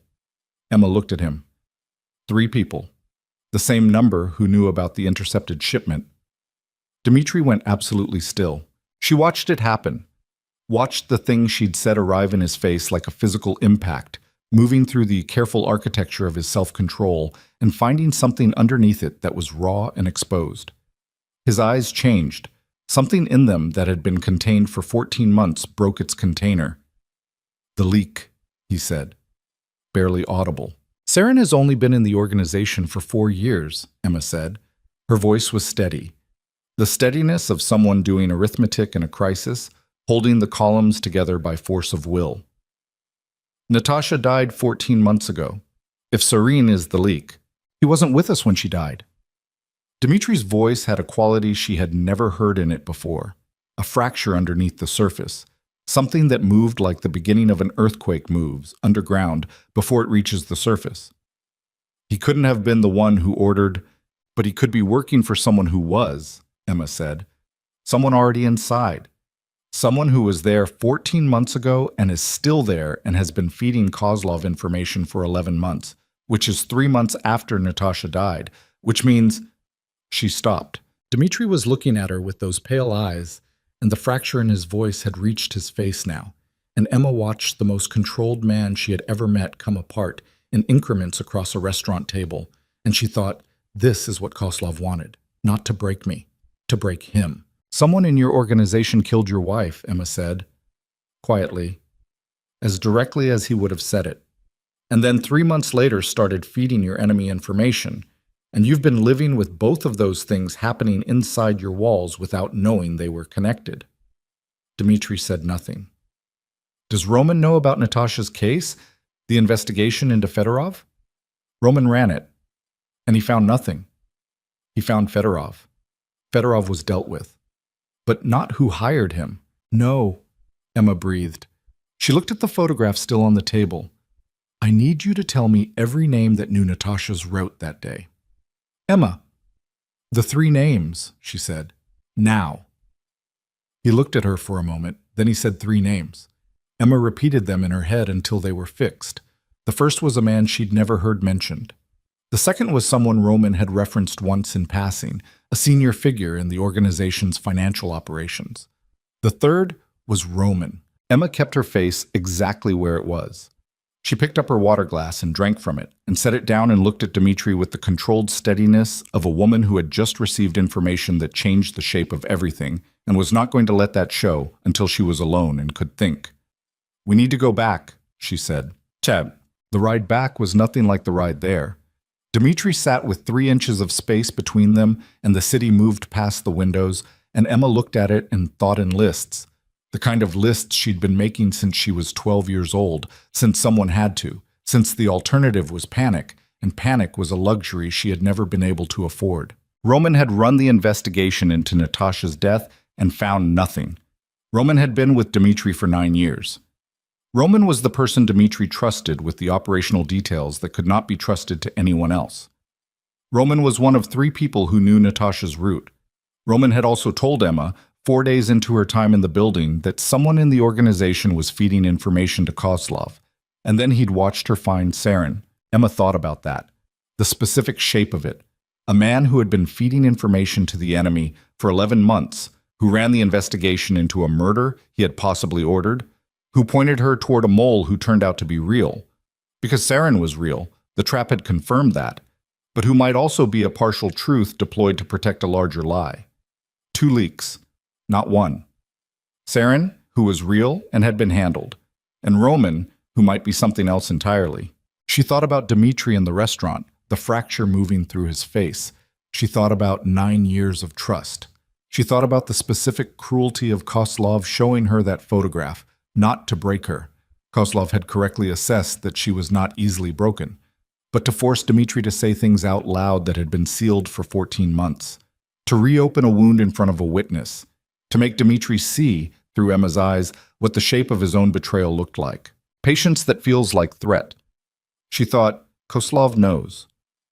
Kozlov has known for some time who gave the order. That's why he put the photograph on the table. Not to give Dmitri new information, to confirm that Dmitri was still in the dark, to check whether the wound was still operative. The car stopped. They were back at the building. Dmitri got out first and held the door, and Emma stepped out onto the pavement. And the cold air hit her face, and for a moment she stood on the sidewalk with the wind off the lake, cutting through the burgundy dress, and thought about how 16 days ago she'd been doing the math on $60 and a borrowed clutch. Inside. Elevator. The penthouse opened around them, and Emma walked to the kitchen and filled a glass with water and drank all of it standing at the counter with her back to the room. Then she turned. Roman was there. Standing in the doorway to the main room with his arms crossed and his scarred face arranged in the expression she'd come to recognize as his neutral. Not hostile, not warm, just present and watchful. He looked at Dmitri first, read something in his face that made his own expression shift fractionally, then looked at Emma. "How did it go?" he said. Emma looked at him. She thought about 3 names. She thought about 11 months and 14 months, and the photograph of a woman with dark eyes who had been alive and was not anymore. She thought about what it meant to be in a room with a man who might have ordered that death and who had just spent 2 weeks telling her he'd been wrong about her and winning her trust with the grinding, specific credibility of someone who appeared to have earned it. She thought about Dmitri standing behind her, carrying 14 months of sealed grief and a fracture in his face that had not closed since the restaurant. She made a decision. "It went fine," she said. Her voice was completely even. "Kozlov is exactly what you said he'd be. We held the line." Roman looked at her for a long moment. The watchful attention that she'd read, until 20 minutes ago, as the wariness of a man protecting his position. "Good," he said. He left the room. Emma stood at the kitchen counter and looked at the space where he'd been. Dmitri came to stand beside her. Not close. 2 feet of distance, maintained with the precision of a man who is managing himself carefully. "You're not telling me something," he said quietly. Emma looked at the counter. She thought about what it meant to tell him. She thought about 9 years. She thought about the fracture in his face in the restaurant and what another fracture would do to a man who was already standing on cracked ground. She thought about Natasha.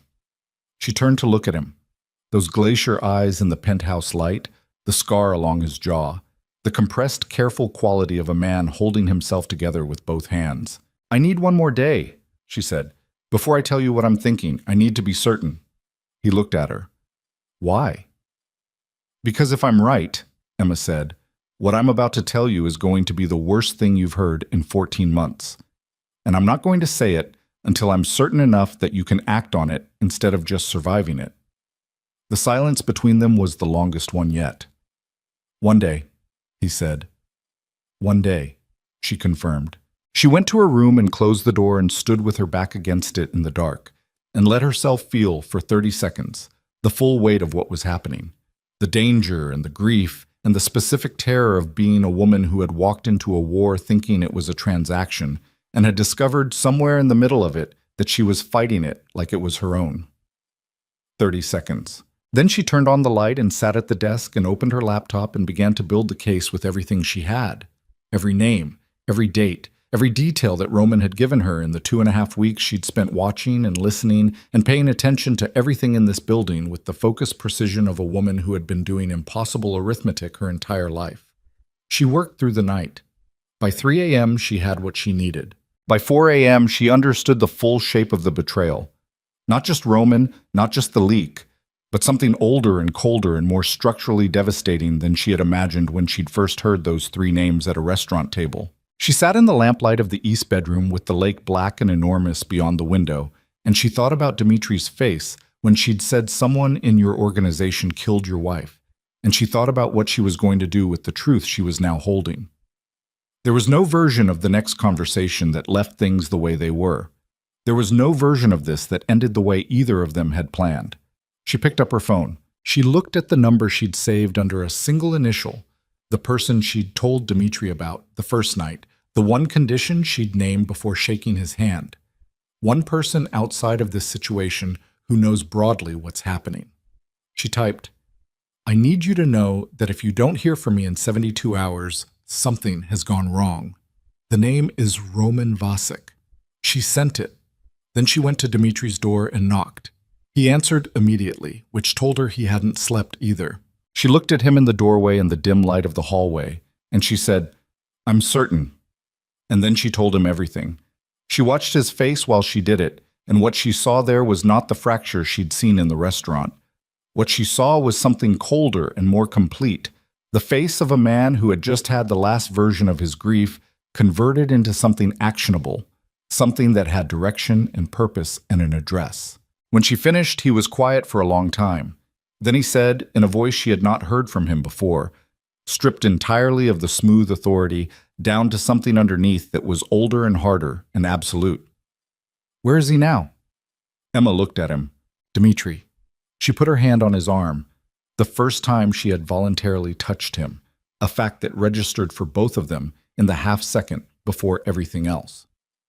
"If you go to him right now, tonight, in this state, Kozlov wins, because Kozlov has been waiting for exactly this, for you to react before you're ready." He looked at her hand on his arm.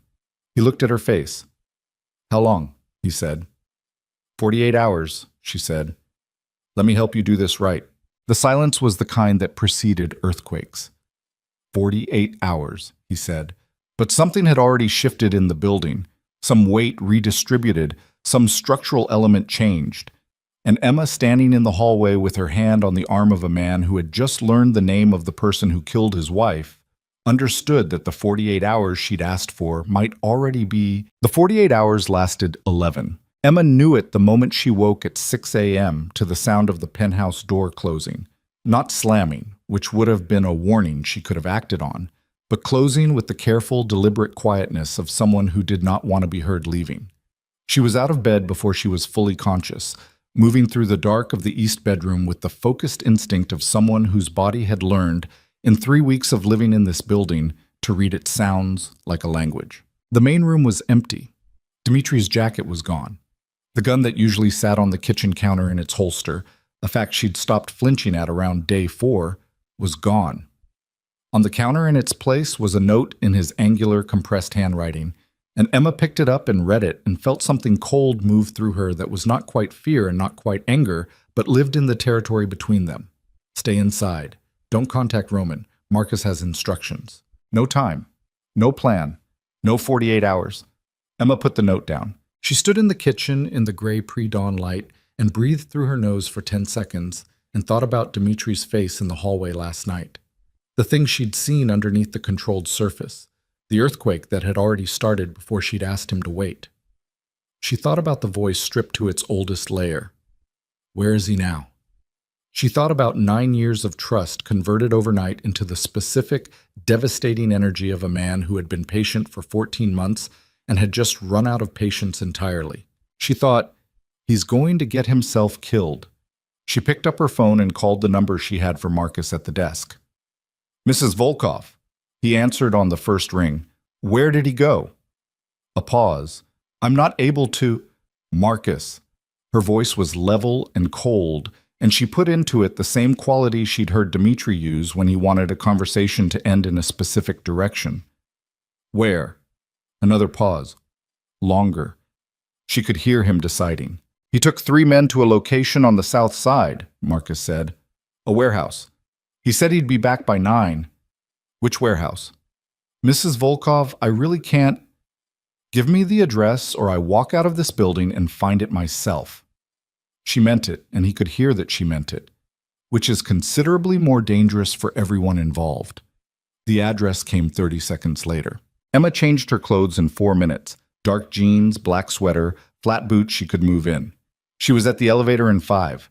Marcus was waiting in the lobby with the expression of a man who had just made a career decision he wasn't sure about.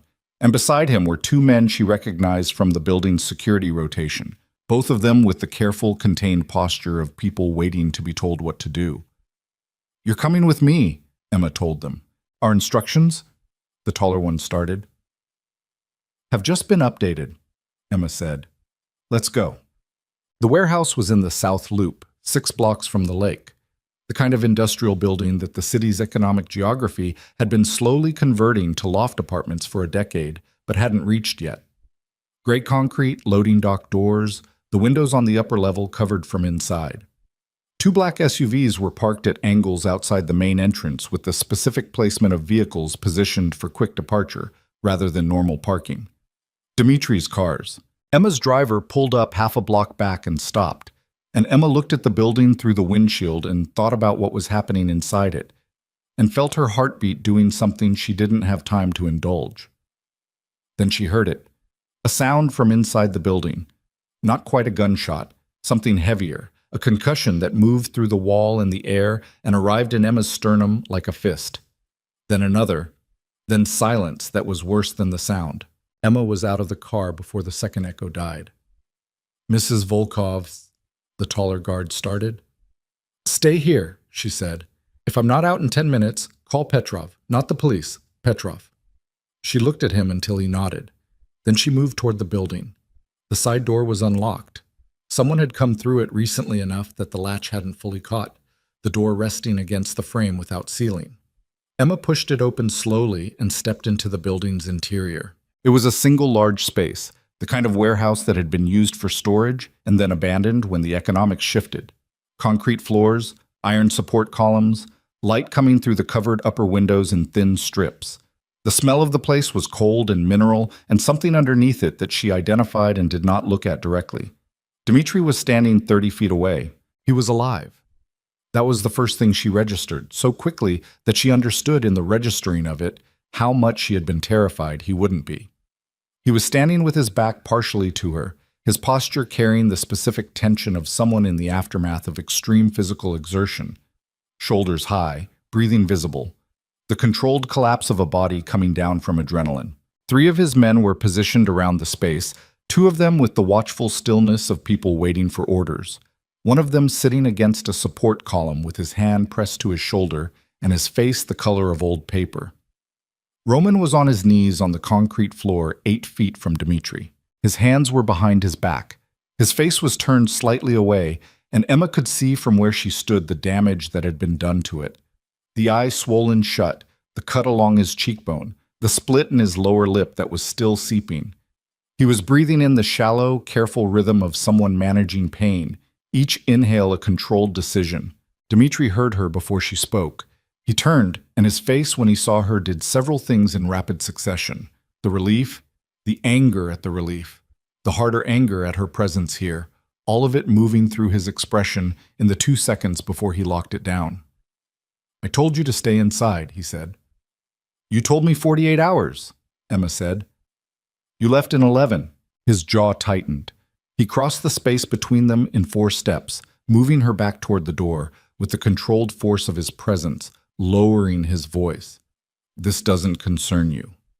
Emma looked past him at Roman on the floor, at the man against the column with his hand over his shoulder, at the 2 standing guards, at the gun still in Dimitri's right hand, held with the casual familiarity of long use.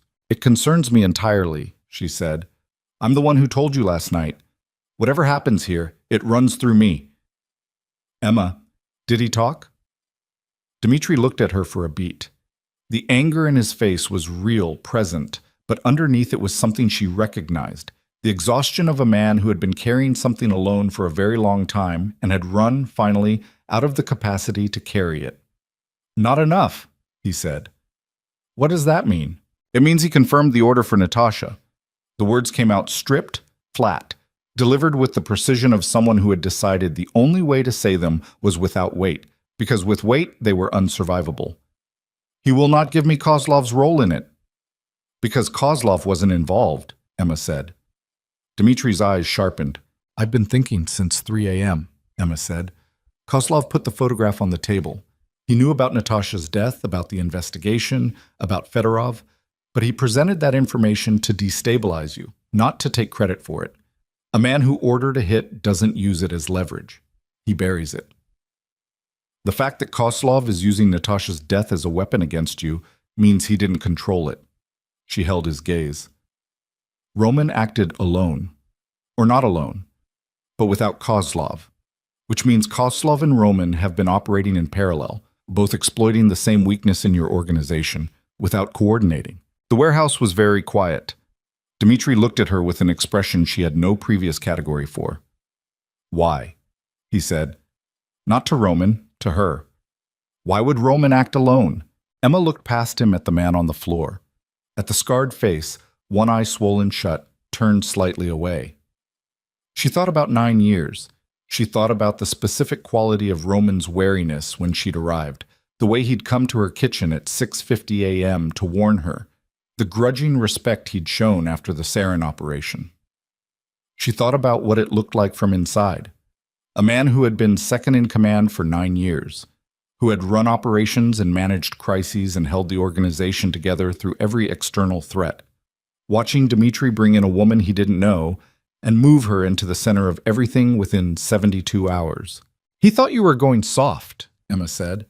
He's thought it for a while, the legitimate businesses, the public events, the time you've spent building something that doesn't end in blood. She paused. Natasha was part of it. She was making you less of what he needed you to be. He didn't want you destroyed. He wanted you sharpened. He thought losing her would do it. The silence that followed was the worst one she had ever been in. She watched Dmitri's back. She watched him breathe. She watched the thing she'd just said arrive in him the way it had arrived in her at 3 a.m. Not as information, but as a weight, the specific gravity of a betrayal that had been done in the name of loyalty, which was the cruelest possible architecture for it. Dmitri. Her voice was quiet. He's going to tell you he did it for the organization, that he did it for you. And some part of you is going to want to believe that because 9 years is a long time, and because the alternative is that someone you trusted completely made you into something you never agreed to be. She stepped closer. Don't believe it. What he did made you into exactly what Kozlov needed you to be. Isolated, grief-driven, and consumed enough with internal threat that you didn't see the external one clearly until it was almost too late. Dmitri turned. His face was the controlled mask, fully restored, every fracture sealed, but his eyes were the pale, still color of ice over deep water, and Emma knew, with the certainty she'd been building for 3 weeks of watching this man, that the stillness was not absence of feeling. It was the thing feeling became when it had nowhere left to go except forward. He walked back to Roman. He crouched down in front of him, putting himself at eye level with the man on the floor, and Emma stood where she was and watched. Look at me, Dmitri said. Roman turned his face. The undamaged eye found Dmitri's face and held it with something Emma had not expected. Not fear, not defiance, but a terrible, exhausted grief that was its own kind of answer. 9 years, Dmitri said. Roman said nothing. Tell me why. Quiet. Absolute. Roman breathed. The sound of it was effortful, the breath of a man working through damaged ribs. You were disappearing, he said. His voice was wrecked.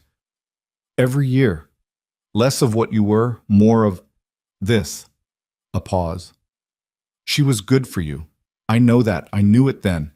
But she was making you into someone who couldn't survive what's coming. So you had her killed. I made a decision for the organization. You made a decision for yourself. Dmitri's voice did not rise, did not change in pitch or volume. This was the version Emma had read about in 3 hours of late-night research. The cold, the absolute, the thing underneath the surface that had made men twice his age step back. You decided what I should be. You decided what I should lose. A pause. Did you think I wouldn't find out? I thought... Roman stopped, swallowed. I thought it would make you harder. I thought you'd go to war and win, and come out the other side as what you were supposed to be. Something broke in his voice briefly. I didn't think it would break you.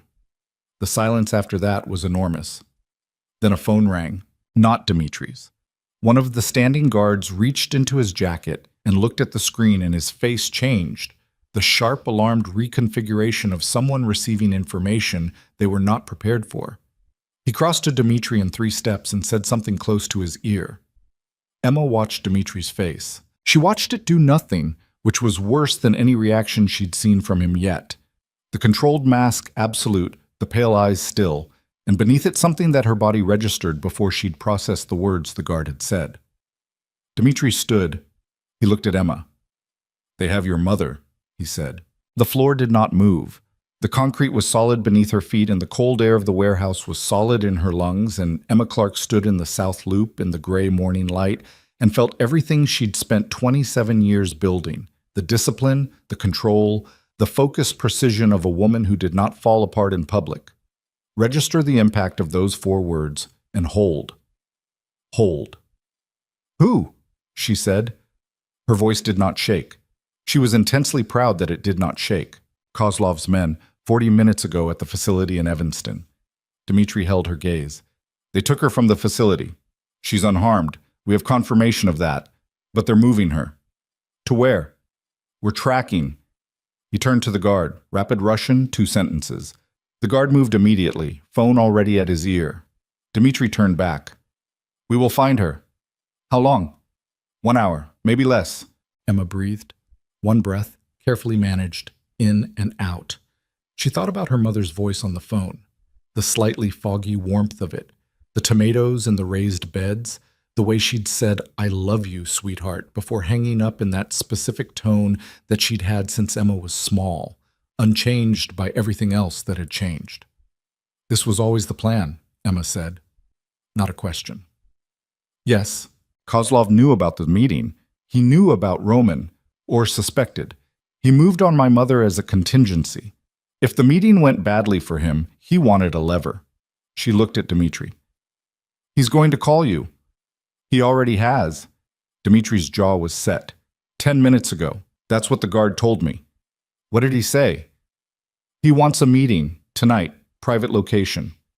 A pause. He wants you present. Emma looked at him. He wants to trade, she said. My mother for my presence at a meeting where the actual terms are the surrender of your operation or the deaths of both of us. That is the correct read, Dimitri said, and you're going to tell me not to go. I'm going to tell you. Well, Dimitri. She cut across him cleanly. My mother is 61 years old. She has been in a treatment facility for 8 months, working harder than anyone I know to put herself back together. And she is there because she is trying, and Kozlov's men pulled her out of the one place she felt safe. Emma's voice was level and even, and underneath it was a heat that she didn't fully recognize as her own, something that had been building in the 3 weeks of this building and these rooms and this man, and was now finding its direction. I am going. Emma, I am going, she said. The question is whether we go prepared or whether we go reactive. And I need to know everything about the location before we make a single other decision. Dimitri looked at her for a moment that lasted longer than it should have. Then he said to the room, Get me everything on the Halstead warehouse. The next 6 hours were the most focused of Emma's life. They worked from the penthouse, Roman secured and removed from the situation. The 3 men from the warehouse redistributed to positions Dimitri specified with the clipped efficiency of someone converting grief into geometry. Petrov was called. Not Irina. The man himself, who answered on the first ring and listened without interrupting and said, at the end, a single word in Russian that Dimitri translated as done, and 6 men Emma had never seen began appearing at the building's service entrance with the quiet, purposeful movement of people who did this for a living. Emma sat at the kitchen table with a floor plan of the Halstead warehouse, pulled from city property records in 11 minutes by a man whose specific skills she'd stopped asking questions about, and a legal pad and 2 pens. She mapped the entry points. She mapped the sight lines. She thought about everything she'd learned in 3 weeks about how Dimitri's organization moved, how it communicated, what its response time looked like when something needed to happen fast. Dimitri worked across the table from her. They didn't talk much. The silence between them was the dense, pressurized silence of shared purpose. Two people oriented toward the same problem. The ambient noise of their own earlier conversation compressed beneath the weight of what was immediately necessary. At one point, he put a cup of coffee beside her hand without a word. She didn't look up. "Thank you." He sat back down. The leg of his chair scraped against the kitchen floor. Emma turned a page on the legal pad. At 4 in the afternoon, Dmitri's phone rang. He looked at the screen, put it on the table between them. Kozlov's number. Emma looked at it, then at Dmitri. She turned the legal pad toward him so he could read what she'd written, a sequence of 4 words in block letters, and she watched him read them and saw something in his face that was not quite approval, but lived right next to it. He picked up the phone. "Victor." His voice was the smooth, unhurried authority, fully restored, every fracture sealed, the performance of a man who had not spent the last 6 hours converting loss into a plan for war. "We accept your terms. Tonight." Kozlov spoke. Emma could hear the shape of it from across the table, measured, pleased, the tone of a man who believed he had successfully moved all the pieces to where he needed them. "My wife will be there," Dmitri said, "as you requested." He paused, listened. His eyes came to Emma's face, brief and direct. "Yes. She understands the terms." Another pause. "I'll see you at 9. He hung up, looked at her. "He believes it," Emma said. "Yes. Because you sounded like a man who had run out of options." "I am a man who has run out of options," Dmitri said. The honesty of it arrived without self-pity, just the flat delivery she recognized. "The difference is that running out of options means I have one left." He looked at the legal pad. "This one." Emma looked at the floor plan, at the 4 entry points, at the notations she'd made about timing and position and the specific non-negotiable requirement that her mother be in the car outside the building before anyone moved on anything inside it. "If your men get her out first," she started. "They will." "Dmitri." She looked at him. "If they don't, we abort, no matter what stage we're at. We walk out." He held her gaze. "We're not walking out of a Kozlov meeting once we're inside it." "I know that," Emma said. "So make sure they get her out first." He nodded, looked at the floor plan for a moment longer. Then he looked up and across the table and said, in a voice that was quieter than his usual register, stripped of the authority and the strategy and the performance of control, "I should have told you about Natasha before Kozlov did." Emma looked at him. "Yes," she said, "you should have. I know that the omission was—" "Stop." She shook her head. "Not tonight. We do tonight first. Then we talk about the things we should have done differently." She held his gaze. "Agreed?" The pause was brief. "Agreed," he said. She looked back at the floor plan. She thought about the borrowed dress and the $60 and the restaurant and the handshake and the warmth of it that had still been there in the morning. She thought about 14 days becoming 3 weeks, becoming something she didn't have a word for yet, something that lived in the space between the arrangement they'd agreed to and the reality of who they'd been to each other in this building, in these rooms, in the kitchen conversations and the dinner preparations, and the 2 a.m. lights, and the specific particular intimacy of 2 people doing arithmetic together in a crisis. She thought, afterward. Think about that afterward. She picked up her pen and circled the east entrance on the floor plan. "Tell Petrov's men to come in from the east," she said. "Kozlov will watch the west. It's the more obvious approach from the street, and he'll concentrate there. East gives us 4 seconds he won't be expecting." Dmitri looked at the floor plan, looked at the circle, looked at her. 4 seconds is not much, he said. "It's enough," Emma said. "For the right person, in the right position." She looked up. He was looking at her with those glacier eyes and the scar along his jaw and the compressed, absolute quality of a man who was about to walk into the most dangerous thing he'd walked into in a long time. And something was present in his face that hadn't been present at the restaurant table on Christmas Eve. Something that the 3 weeks in these rooms had put there, and Emma looked at it and looked away and wrote 3 more notations on the legal pad with her hand steady and her heart doing something she didn't have time to address until after. At 8:30 p.m., they went down to the cars. The building lobby was full of people that Emma did not know in configurations that looked like an ordinary evening until you understood the geometry of them.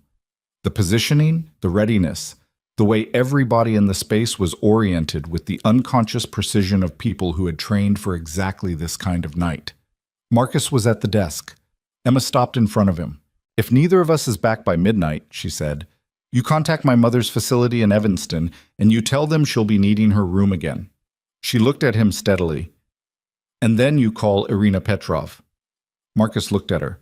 Something moved through his face, the same recalibration she'd seen in other people's faces over the past 3 weeks, the look of someone revising an assessment.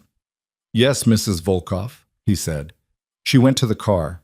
Dmitri was already in the back seat. She got in beside him, and the door closed and the city moved past the tinted windows, and she thought about the legal pad and the floor plan and the 4 seconds and her mother's voice and the note on the kitchen counter that had read, "Don't leave the building today on the morning." All of this was still theoretical. The warehouse was 20 minutes away. At the 12-minute mark, Dmitri's phone buzzed. He looked at it. His jaw tightened fractionally. "Petrov's men are in position," he said. "East approach, as you specified." Emma nodded. 30 seconds later, a second buzz. He looked at the phone, and this time Emma watched his face very carefully, because she had learned in 3 weeks to read the things that happened in it at speed, the things he did not mean to show. She saw relief. Not happiness, not triumph. The specific bare relief of someone who had been afraid of a specific thing and has just been told it hasn't happened yet. "Your mother," he said, "is in the extraction vehicle. She's safe." He looked up. "She's asking why there are men with guns." Emma let out a breath.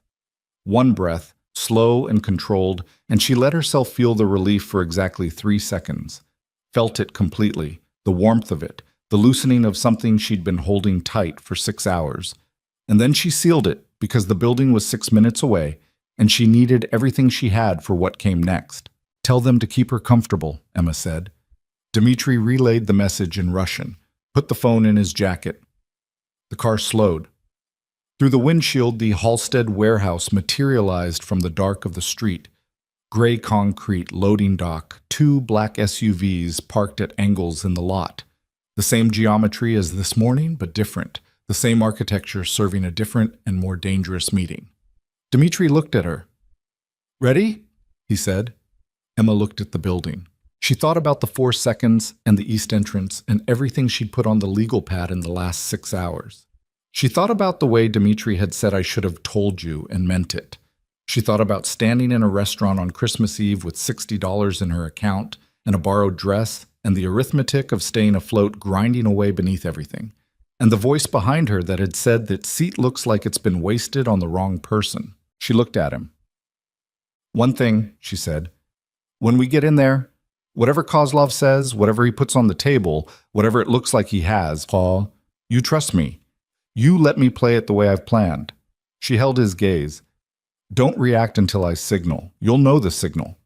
Dmitri looked at her. "What's the signal?" "I'll say your name," Emma said. "Your actual name, not Volkov." "Dmitri." A pause. "I haven't said it yet. In 3 weeks, I've never used your first name. When I do, you move."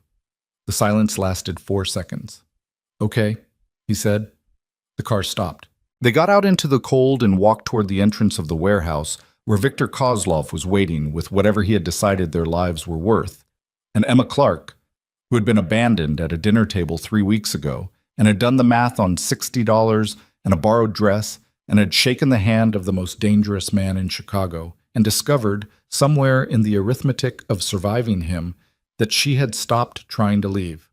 Walked forward into the dark with her chin up and her heartbeat steady and the word Dmitri ready on her tongue like a detonator, waiting for the exact right moment to... The warehouse smelled like cold concrete and machine oil, and the specific mineral stillness of a space that had been emptied of its original purpose and not yet given a new one. Emma walked in first, not because Dmitri let her, because she moved through the door at a pace that made stopping her a choice rather than a default. And she heard him 1/2 step behind her and felt the controlled tension of a man keeping himself from reaching forward. And she thought, "Good, stay there, stay exactly there," and kept walking. The interior was lit by portable flood lamps, 4 of them positioned at the corners of the space, casting the kind of flat, directionless light that removed shadows and made everything look slightly unreal, like a stage set assembled by someone who understood atmosphere but not beauty. 12 men that Emma counted without appearing to count, positioned in a loose perimeter.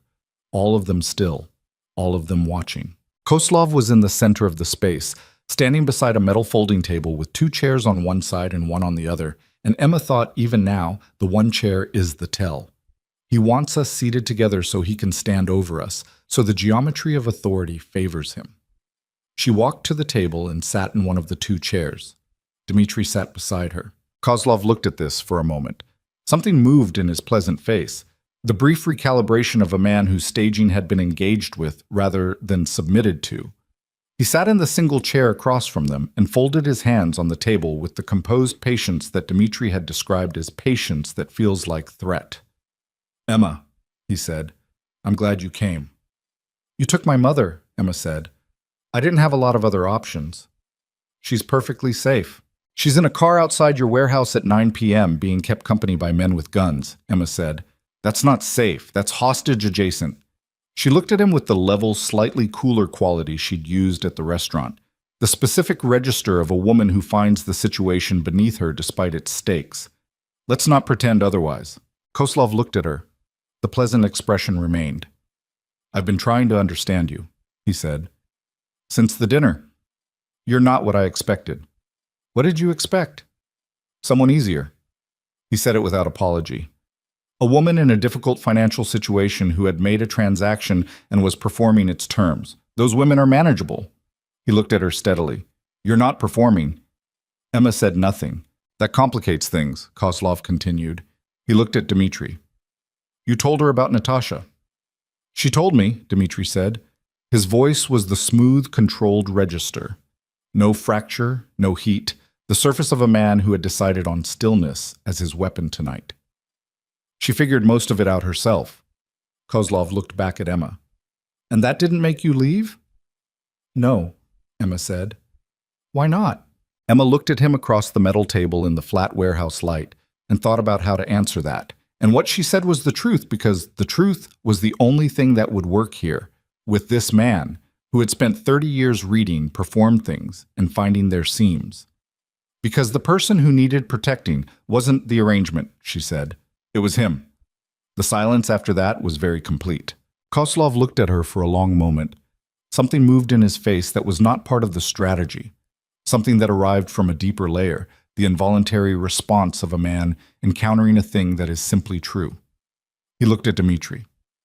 "She means it," he said, almost to himself. "I know," Dmitri said. Koslov breathed. He unfolded his hands and placed them flat on the table and looked at them for a moment. The posture of a man taking a reading on himself. "Here is the situation," he said. "I came to Chicago with a specific outcome in mind. The Volkov organization, absorbed. The logistics network, restructured under my operation. The real estate holdings, transferred." He looked up. "Roman's cooperation was supposed to accelerate that. Your discovery of Roman has complicated the timeline. Roman acted without your direction," Emma said. Kozlov looked at her sharply. "Natasha," she said. "That wasn't you." A pause, brief but present. "No," he said. "It wasn't. You found out after." Emma watched his face.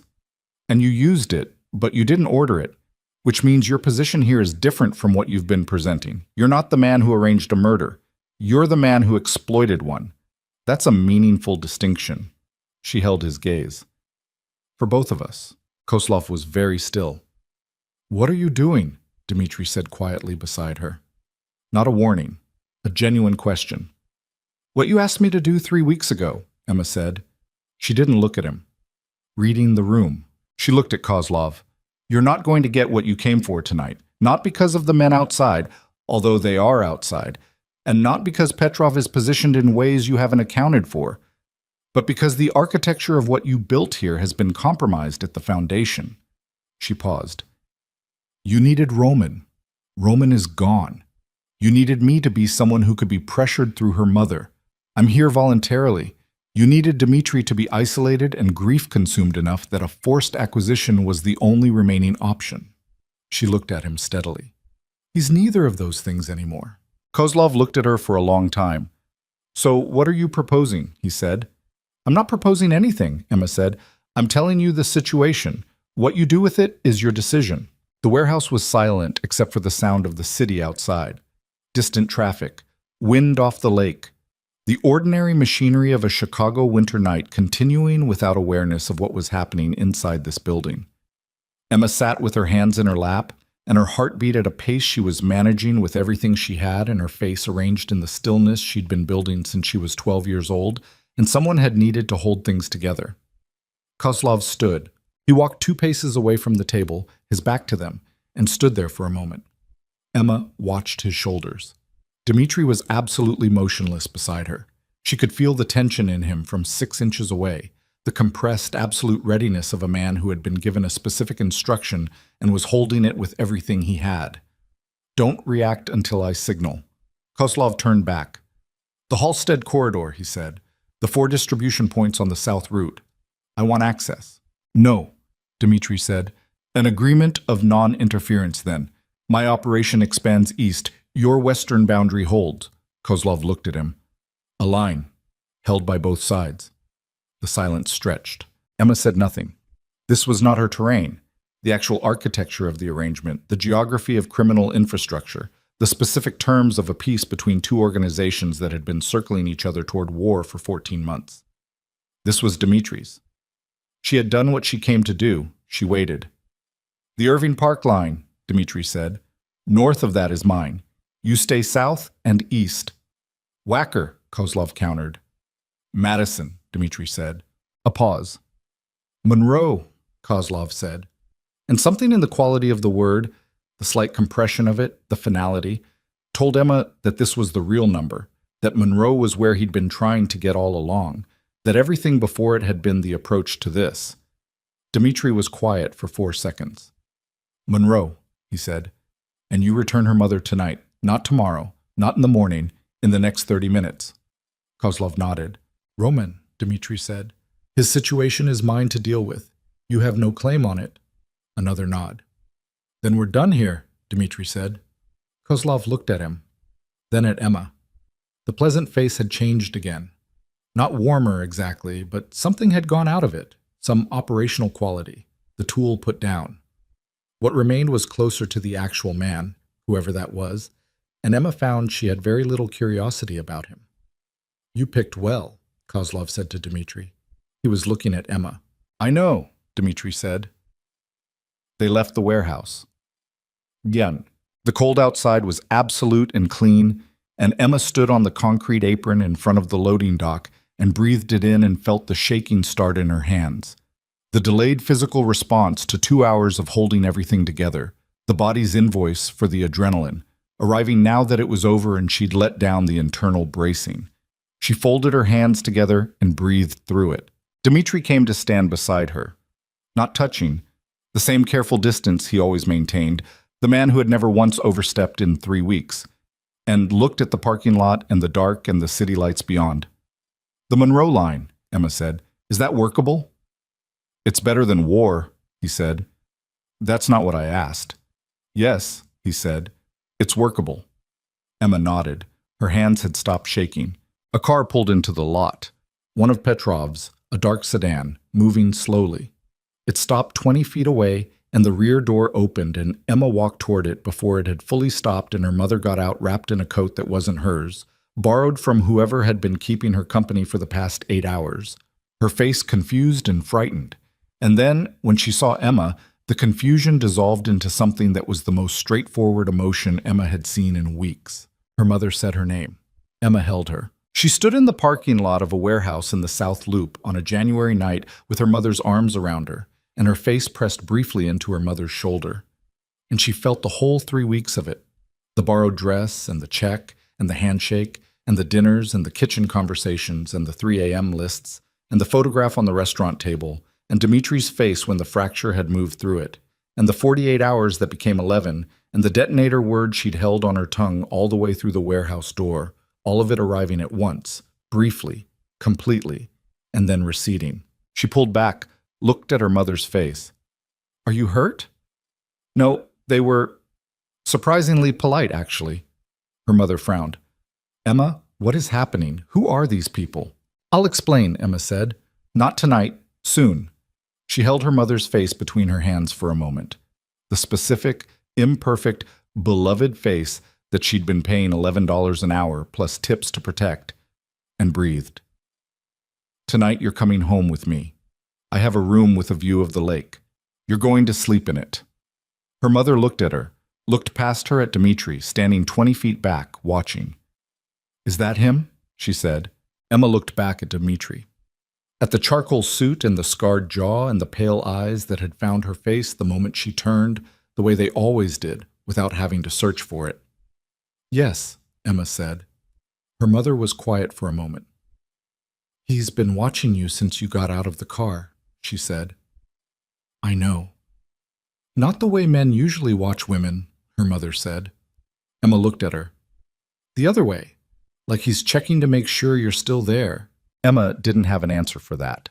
She took her mother's arm and they walked back toward the cars. Well, the penthouse at midnight was a different world from the warehouse. Emma's mother sat at the kitchen table with a cup of tea she'd made herself. Finding the kettle and the cups without being shown, the specific independence of a woman who had spent 8 months working hard at her own recovery and was not about to stop now, and looked around the space with the expression of someone processing an enormous amount of information and choosing to begin with the least complicated of it. This is a very large apartment, she said. Yes, Emma said. You didn't mention this when you called.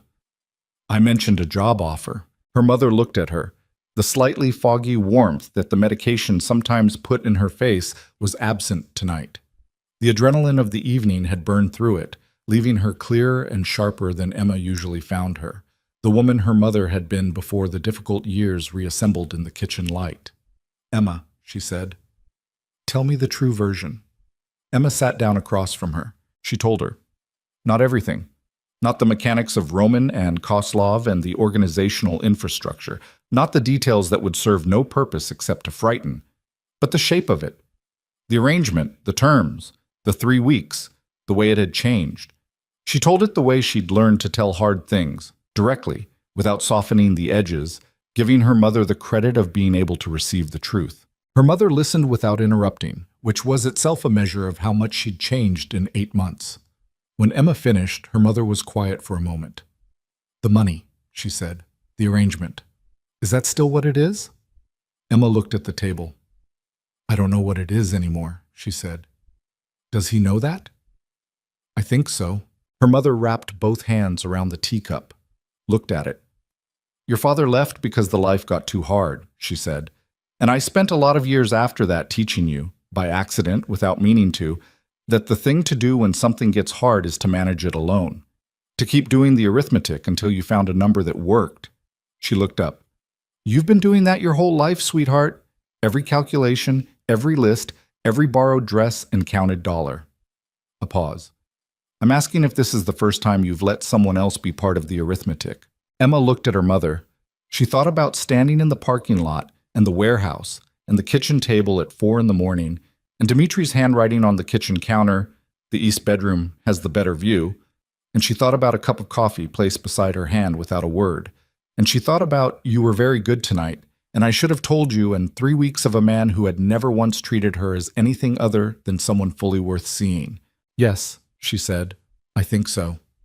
Her mother nodded, drank her tea. Then you should probably tell him that, she said, instead of doing more arithmetic. Dmitri was in the main room. He was standing at the window. He was always at the window, she thought. The man and his city. The relationship between them containing something she'd been observing for 3 weeks without fully articulating. He turned when she came in. The suit jacket was gone. The shirt was untucked slightly at one side, the only disorder she'd ever seen in his appearance. And it made him look less like the architecture he usually was, and more like a person. She's settled? He said. She's making a second cup of tea and looking at your book collection with an expression I can only describe as judicious. Emma stopped a few feet from him. She'll be fine. He nodded. The silence between them was not the pressurized, purposeful silence of the past 6 hours. It was something softer and more exposed. The silence of 2 people at the end of something who are not yet sure what comes next. What you did in there, Dmitri said. I read the room, Emma said. You told me to. I told you 3 weeks ago that it might be useful. He looked at her. I did not expect you to dismantle Kozlov's entire strategic position in 8 minutes with a factual assessment. He was ready to be done, Emma said. He'd gotten what he could get from the situation, and he knew the foundation had shifted. He needed someone to give him a door. She paused. I gave him a door. You gave him Monroe, Dmitri said, and something in his voice suggested that this was not a criticism, but its opposite. You gave him Monroe, Emma said. I gave him the conversation that made Monroe possible without blood. He was quiet for a moment. The arrangement, he said. He said it the way you say a word you're testing for current accuracy, checking whether it still means what it used to mean. The terms we agreed to, the contract. Yes. I want to renegotiate them, he said. Emma looked at him. On what basis? On the basis that the terms no longer describe the actual situation, he said. His voice was the direct, undecorated register she'd come to recognize as the one he used when he was saying something he meant completely. The contract was for a performance. What has been happening in this building for 3 weeks is not a performance. He held her gaze. I think we both know that. Emma breathed. The original terms guaranteed you money and an exit, he said. I'm not withdrawing either of those. They stand regardless of what you decide, but I'm asking... He stopped. Something moved briefly in his face, the effort of a man unused to the specific vulnerability of asking. I'm asking if you would consider staying, not because of the contract, because of what this actually is. Emma looked at him for a long moment. She thought about her mother's voice. Is this the first time you've let someone else be part of the arithmetic? She thought about the $60 and the borrowed dress and the arithmetic of staying afloat and the specific, exhausting loneliness of being a woman who had been managing everything alone since she was 12 years old and had gotten so good at it that the management had become invisible to her, woven into the fabric of how she moved through the world. She thought about 3 weeks of being seen, not observed, seen the way Dmitri saw things, with the complete attention of a man who took nothing for granted and cataloged everything that mattered. She thought about the word Dmitri, which she had saved and saved, held on her tongue through the warehouse, ready to detonate. I'm staying, she said. Not because of the contract, not because of the money. She held his gaze. Because you looked at me in a restaurant 3 weeks ago and decided I was worth paying attention to. And I have been waiting my entire life for someone to do that without wanting something back for it. She paused.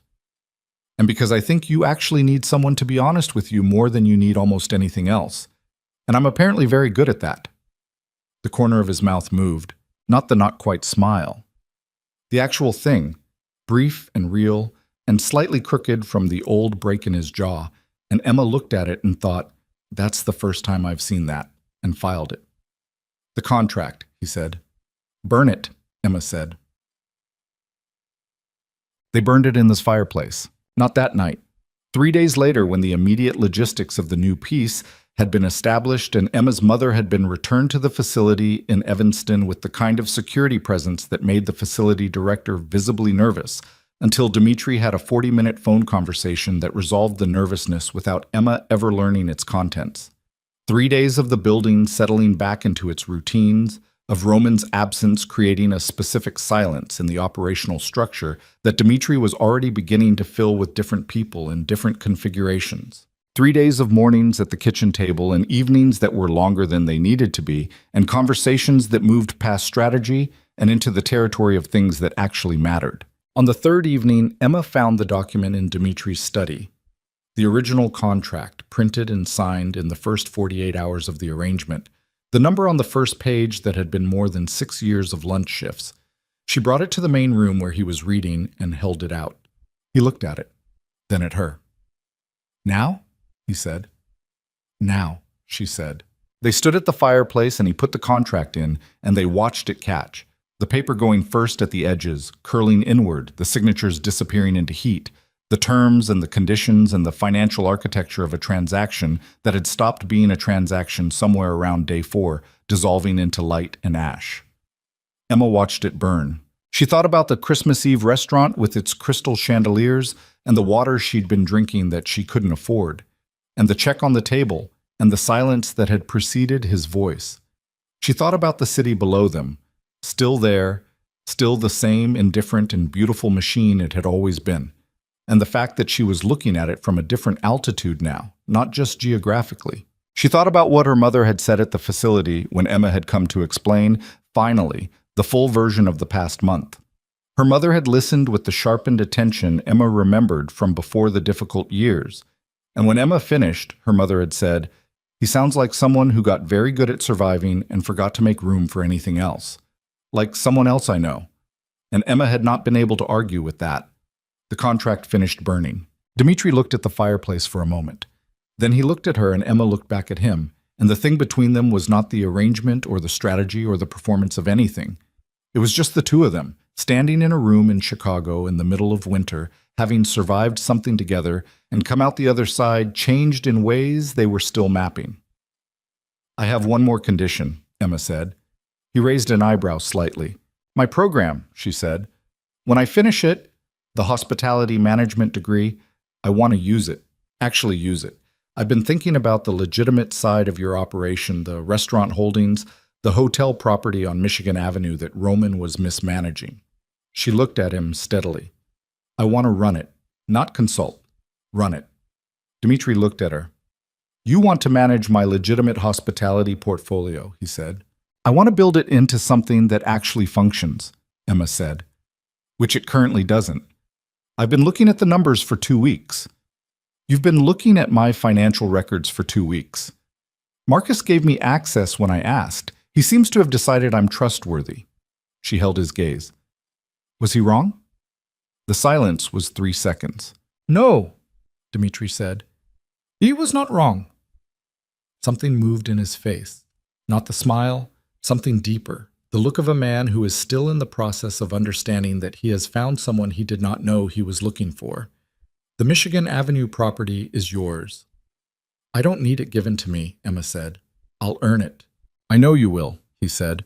"That's why I'm giving you the starting position instead of making you work for 5 years to get it." He looked at her. "That's not charity. That's resource allocation." Emma almost smiled.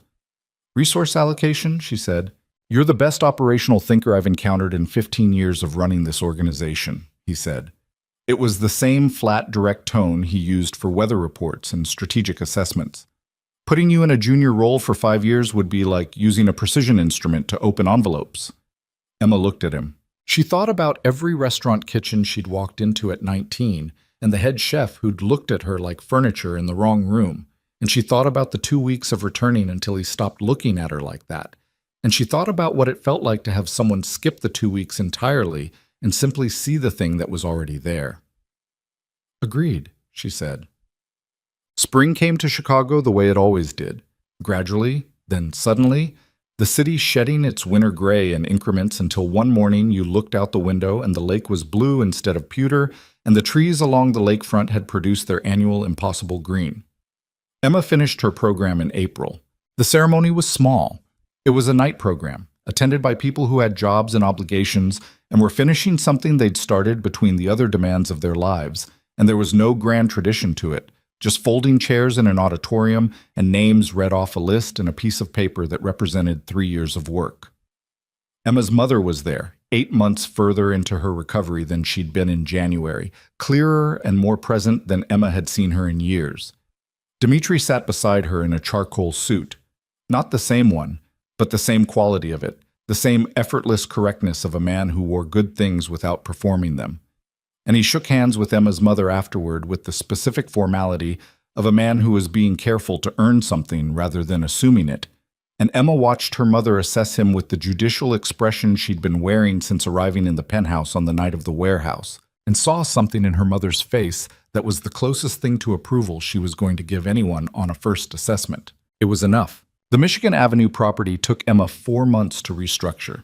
She hired 3 people, 1 from the program, 2 from her years in the industry, and she rebuilt the operations from the ground up with the methodical, relentless precision of someone who had been doing this kind of arithmetic her entire life, and was finally doing it in a context where it could become something real.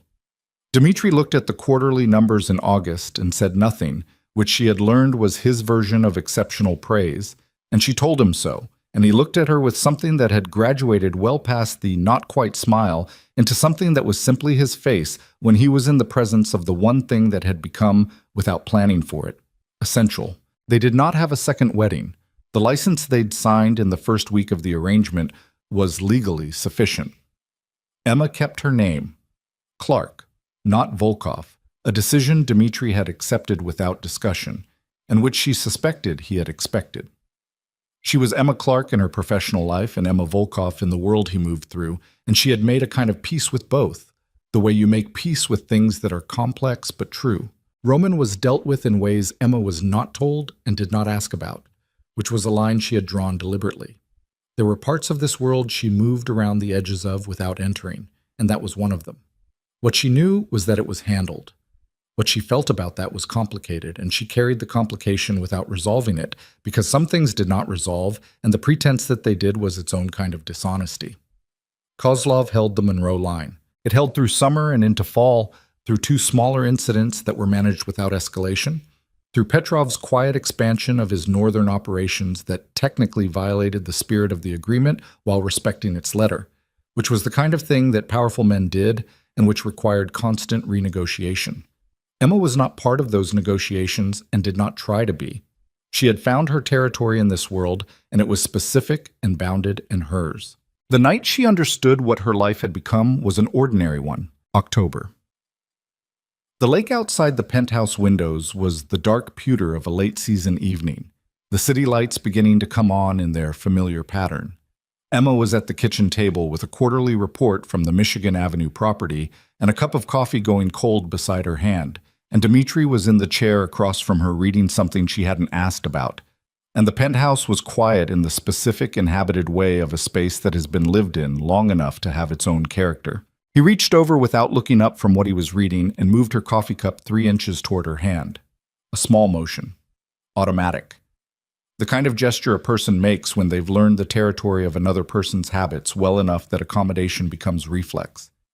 Emma looked at the cup. She looked at his hand, back on the table, on his own side of it. She picked up the coffee and drank it and looked at her quarterly report and thought about Christmas Eve and borrowed dresses and $60 and what the arithmetic of staying afloat looked like from the other side of having survived it. She thought, this is what it looks like when something is real.